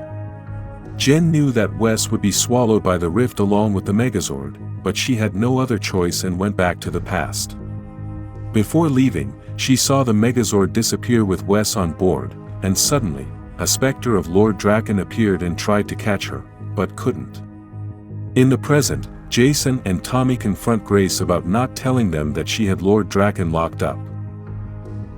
Lord Drakkon then travels to Ninja's house and convinces him to help him repair his connection to the Morphin grid. This happens in the universe we know, and at that time the Rangers had not yet met Ninja, but Lord Drakkon comes from another universe where time is more advanced, which is why Drakkon did know of the existence of Ninja and managed to convince him with lies telling him that he came from the future, and in that future, they were friends. After passing several tests, Ninja repairs the power coin and then Drakkon leaves him unconscious.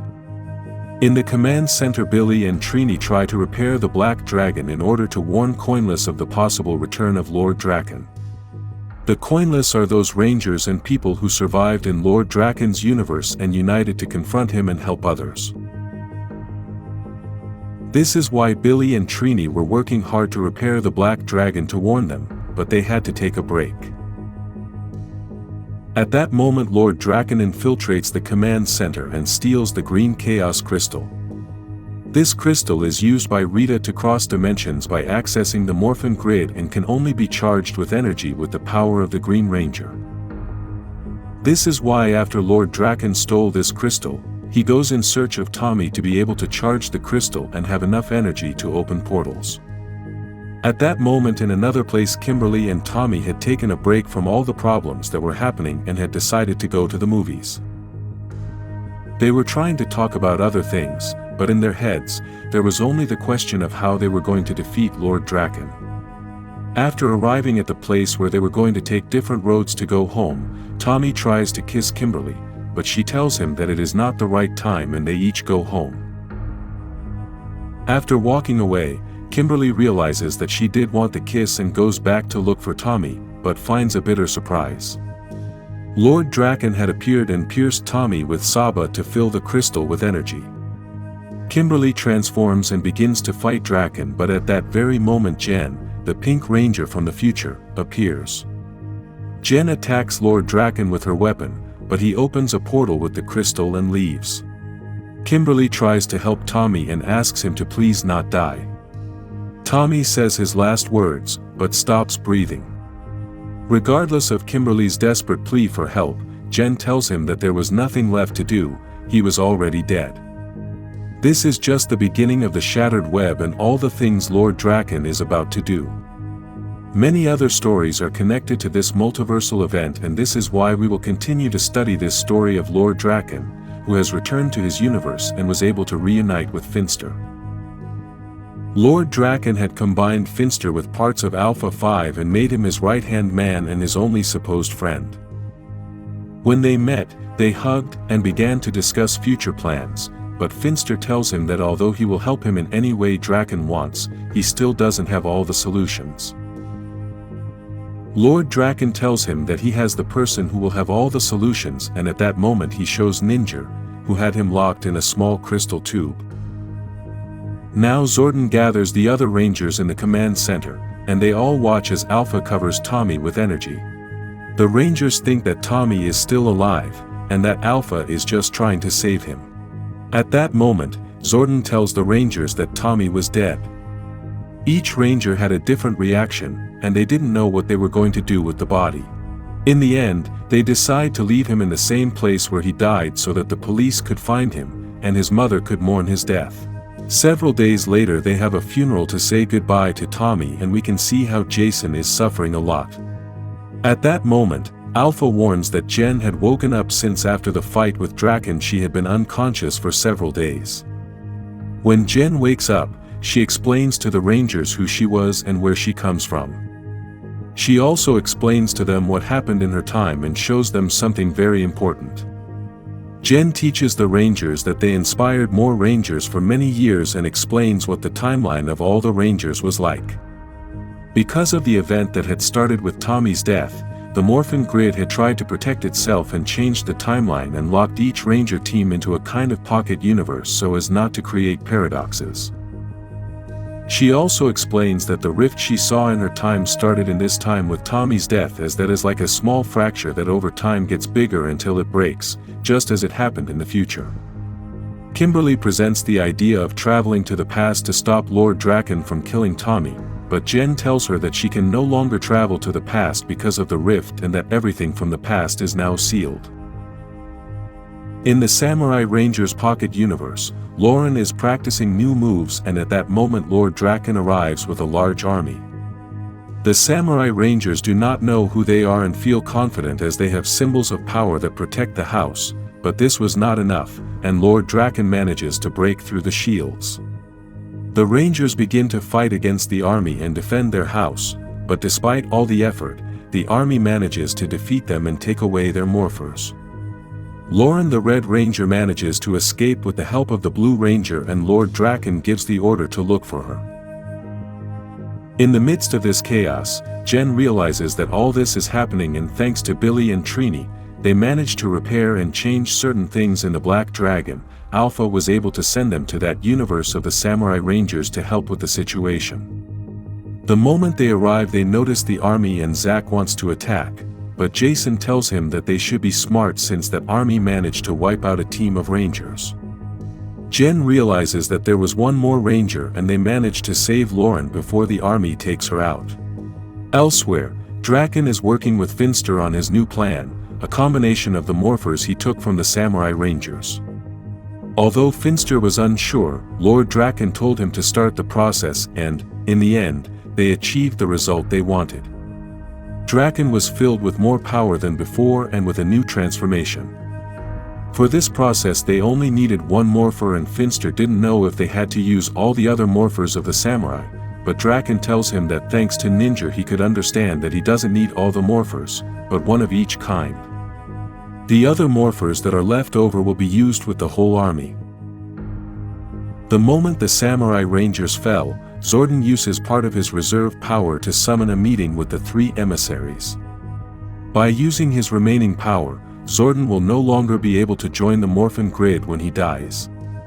After calling the meeting, the three emissaries arrive and Zordon begins to talk to them about the threat Lord Drakkon poses to everyone. Zordon asks them to talk to the Morphin Masters to disconnect Lord Drakkon from his power.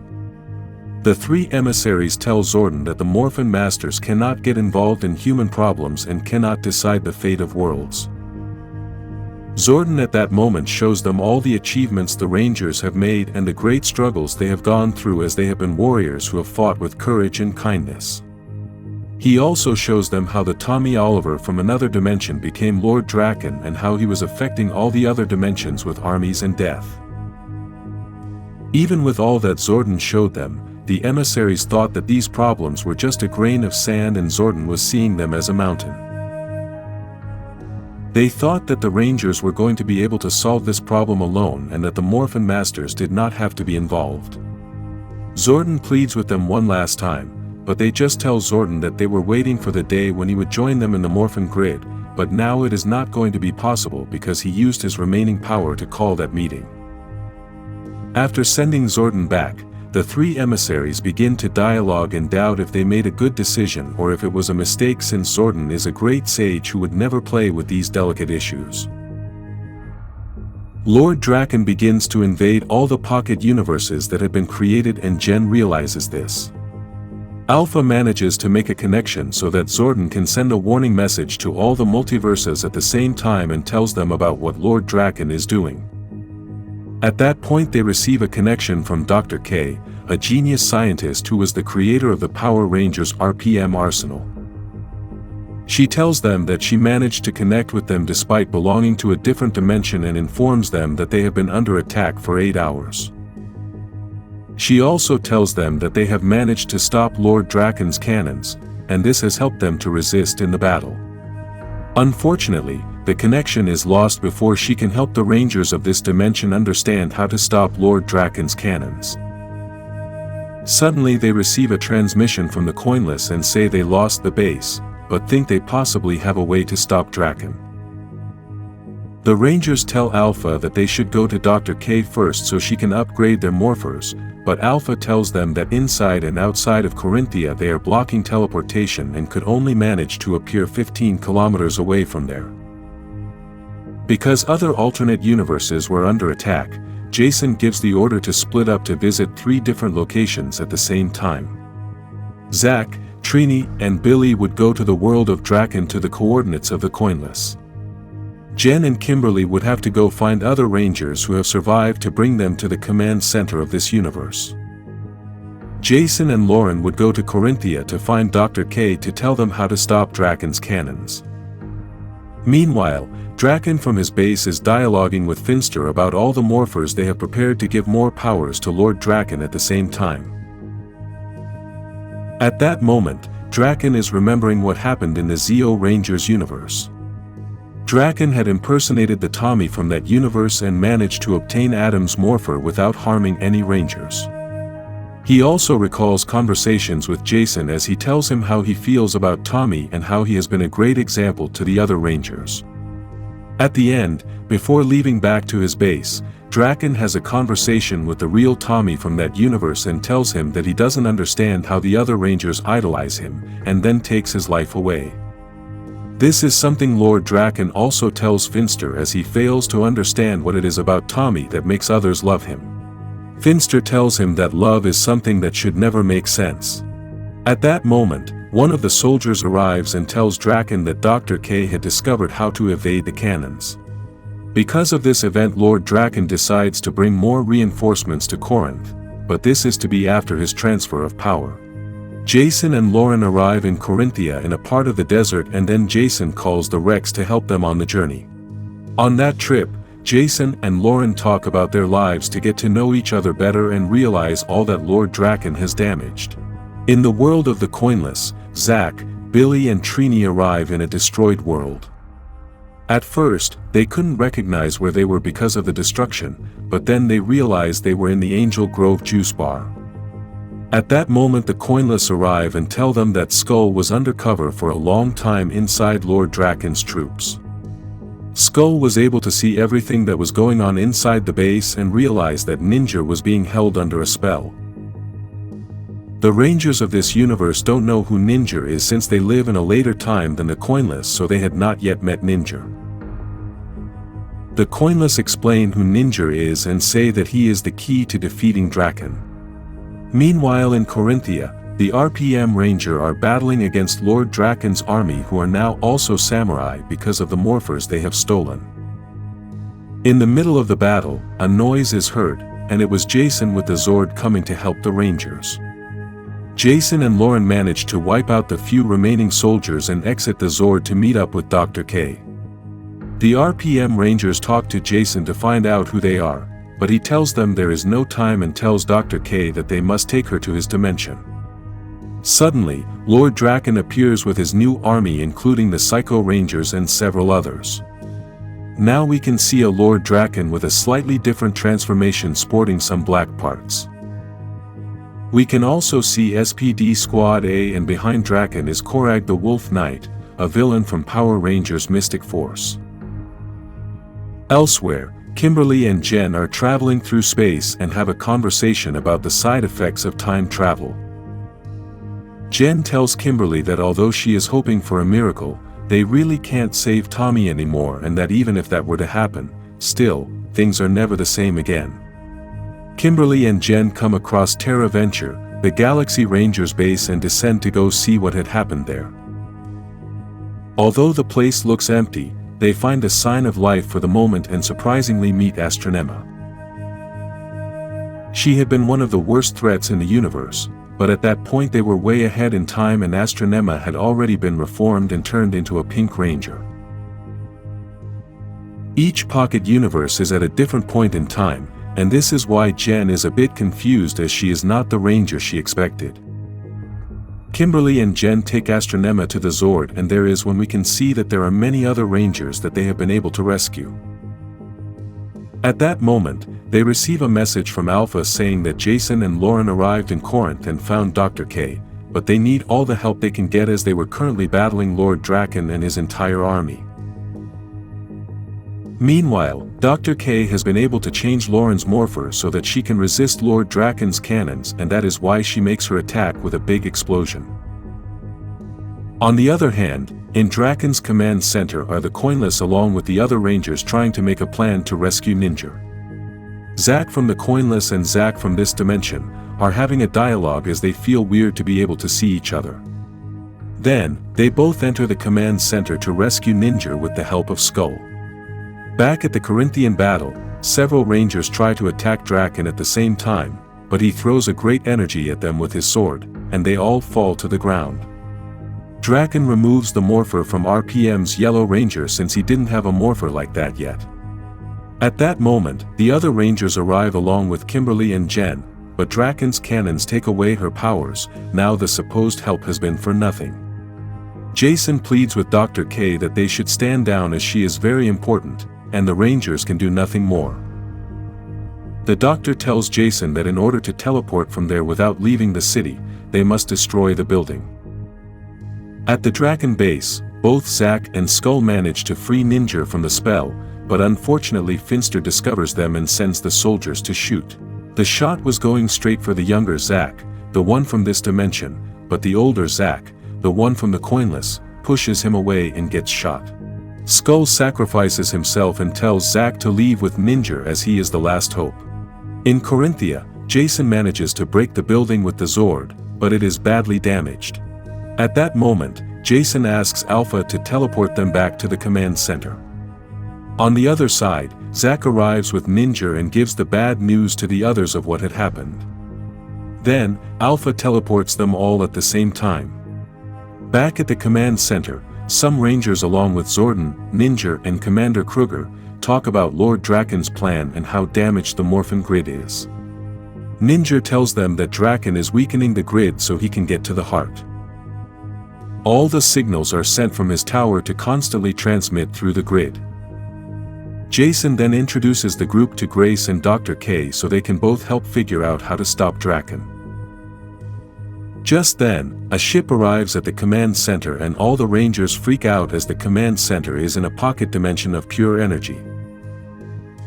Out of the ship comes Andrus, the Red Ranger from Power Rangers in Space and the person who killed Zordon to save the universe. Andrus tells the Rangers that he already knows where the other Rangers they kidnapped are. On the other side, Drakkon is very angry about Ninja's release and now he has kidnapped Skull. At that moment, Finster tells him that he managed to find Ranger Slayer, but they can't look for her since she is way back in time. Drakkon asks her to communicate with her somehow and Finster manages to open a portal so they can talk. Drakkon begins to talk to her, but Finster realizes that Kimberly is no longer under the spell and Drakkon tells her that this will be the last time they see each other. In the command center, the tension can be felt and as Grace repairs the morphers, Jason tries to make peace with her. Just then Kruger arrives to discuss the plan of attack and says they need a big ship and Grace offers Terra Venture. Alpha interrupts them to give them the news that other Rangers from other dimensions were answering the call he had put out through the grid. When they go outside, they see one of the most incredible images of all time, many Rangers arriving from space to join the coming war. Many Rangers from all eras come together answering Alpha's call to defeat Lord Drakkon. A very epic and emotional moment for everyone, as this is the help they needed. Although the initial plan is to destroy Drakkon's tower, they still have no plan to defeat him. This is why Zordon has been thinking for a long time about a plan to defeat him, but at the same time it is still very dangerous. Zordon pays a visit to Rita together with Commander Kruger to ask her to help them stop Drakkon because if he destroys reality then he would also be destroying her reality. On the other hand, Drakkon prepares for battle by melting the ninja steel and transforming Saba. Back at the command center, many Rangers start getting to know each other and Jason prepares to give a big motivational speech to all the Rangers before the war begins. After the speech, he gives the dragon powers to Kimberly so she can control the Zord. When they arrive on the moon, they are surprised by the great amount of soldiers that Lord Drakkon now had since he didn't have so many before and then the battle begins. In Drakkon's command center are Zordon, Rita, Ninja and Kruger as they must be in the center of Drakkon's energy to be able to do the magic. During the battle, the Rangers realize that Drakkon's sword can now steal the other's powers. At that moment, Serpentera, Lord Zed's Super Megazord, awakens, but is now controlled by Drakkon. Quickly, Serpentera destroys several Zords in one bite due to the large size difference. Several Rangers try to attack Drakkon but he takes away his powers in one blow with his sword. Surprisingly, Kimberly throws the Dragonzord with the power bow straight at Drakkon's chest and although he thought it had not caused him anything, he suddenly becomes very weak and returns to his command center to then find the surprise that Rita, Zordon, Ninja and Kruger were waiting for him. Rita had cast a spell with a candle, just like she did with the Green Ranger to take away his powers. At that moment, Rita says that she is not going to wait any longer and plans to take his life right there, but Zordon and Kruger start to complain to her, telling her that this was not the plan. At that moment, Finster arrives to save Drakkon, and with Lord Zed's staff he gives an energy shock to everyone. Finster tries to get rid of the candle, but Drakkon tells him it is useless as the candle continues to consume his powers. Drakkon tells Finster to fill it with the power of all the other morphers, but Finster tells him that it is unstable since he only needs one morpher from each group. Drakkon thanks Finster for being concerned for his life, but then Drakkon breaks his neck. Outside there is a terrible war, but Drakkon goes in search of all the morphers to fill himself with power and presses the button to begin the transfer. The war continues and the Rangers try to take down the tower, but Serpentera, Lord Zed's Zord that Drakkon now controls, prevents them from getting there. The Rangers, in search of a solution, decide that they are going to combine several Zords from different dimensions and eras so that they can be a good opponent to stop Serpentera. Jen does the math and decides which Zords to use and asks the Rangers to name them. This unnamed Zord, they make it grow to the same size as Serpentera, and Jason asks Noah, the Blue Megaforce Ranger, to summon his Zord so he can use it to destroy the tower. When Jason enters the Zord, he asks the Rangers who are handling the giant Super Mega Zord to stop Serpentera so he can approach the tower and shoot. At that moment, they restrain Serpentera and Jason prepares to shoot, but Serpentera manages to escape. Jason fires the shot and at that very moment Serpentera destroys the Zord in one bite. Everyone is surprised because no one knows if Jason is alive or dead, although no one saw him get out of the Zord. With the shot, they manage to destroy the tower and the giant Super Mega Zord pierces Serpentera with the sword. At that moment, the sky is destroyed and from the crack comes out a giant Lord Drakkon with a different transformation. In this transformation we can see that his entire suit is black and gold with the heart of the Morphin grid on his chest. They all start to enter the ship to get out of that dimension, including Ranger Slayer who was accompanying them at that moment. When they are all in the ship, they try to leave that dimension, but all of a sudden, a glow covers them completely. At that moment, time changes and transforms into a new reality created by Lord Drakkon where Rita is his mother, Zordon is his father and Kruger is his dog. In this reality Drakkon is treated as a hero and as the most glorious thing. Suddenly, Kruger starts barking and Drakkon realizes that there is a threat outside and he must go out to fight.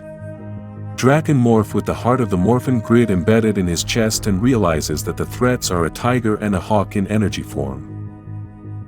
We also get to see the Dragonzord and White Tigerzord controlled by Jen, but they don't attack the energy animals, as they say, Drakkon has everything under control.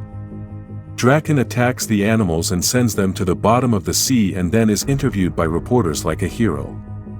Among those reporters were Trini and Zack who treat Drakkon as the only hero there is. Zack asks Drakkon if he is worried that animals are attacking more and more often, and he gets angry about this question because he says that he will not allow anything to hurt the people of his world. At that moment, he hears a voice asking him, "Even if your world is a lie?" That was the voice of the real Tommy Oliver appearing from the reflection of the glass of a camera lens telling him that nothing of that world should exist. Tommy's voice could only be heard by Drakkon, and this is why when Drakkon responds, the reporters were confused. Drakkon decides to end the interviews and leaves the place. We then get to see that Finster is the butler and Billy has become Drakkon's mechanic. In addition to this, Jason and Lauren have a ninja academy to teach others about carrying Lord Drakkon's message. At that moment, Finster warns him that there is another attack from the energy animals. Now among the animals there is a bear which gives Drakkon a hard blow that knocks him to the ground while he keeps hearing Tommy's voice claiming him about that fake world. At every moment of the battle Drakkon keeps seeing Tommy in every reflection he has near him, which tells him that he can't even defeat a hallucination, even though he still thinks he is a god. At that moment, Drakkon launches an energy beam that destroys part of a building and breaks all the crystals, while Tommy keeps tormenting him, telling him that he is weak since he killed all the Tommies from all dimensions to create this false reality. Drakkon goes crazy saying that Tommy is not real and starts destroying everything he finds. In the background, the voices of the three emissaries are heard saying that this is the opportunity they were waiting for, and suddenly Tommy comes out of the reflection of one of the broken glasses on the floor. Tommy now had a physical form and goes in search of the Power Rangers to make them wake up from that false reality. He then arrives at Kimberly's workplace, who was working as a waitress, and kneels when she sees Tommy, thinking he is Drakkon. Tommy frees her mind and brings back all the memories that had happened throughout the battle against Lord Drakkon, including Tommy's death. At that moment the other Rangers appear. Elsewhere, at Drakkon's house, he tells Finster that his world rejects him as he can see the energy beasts getting stronger and his mind is betraying him. Finster tells him that he just needs to relax as he has been working hard and should leave in the car as Billy finished repairing it.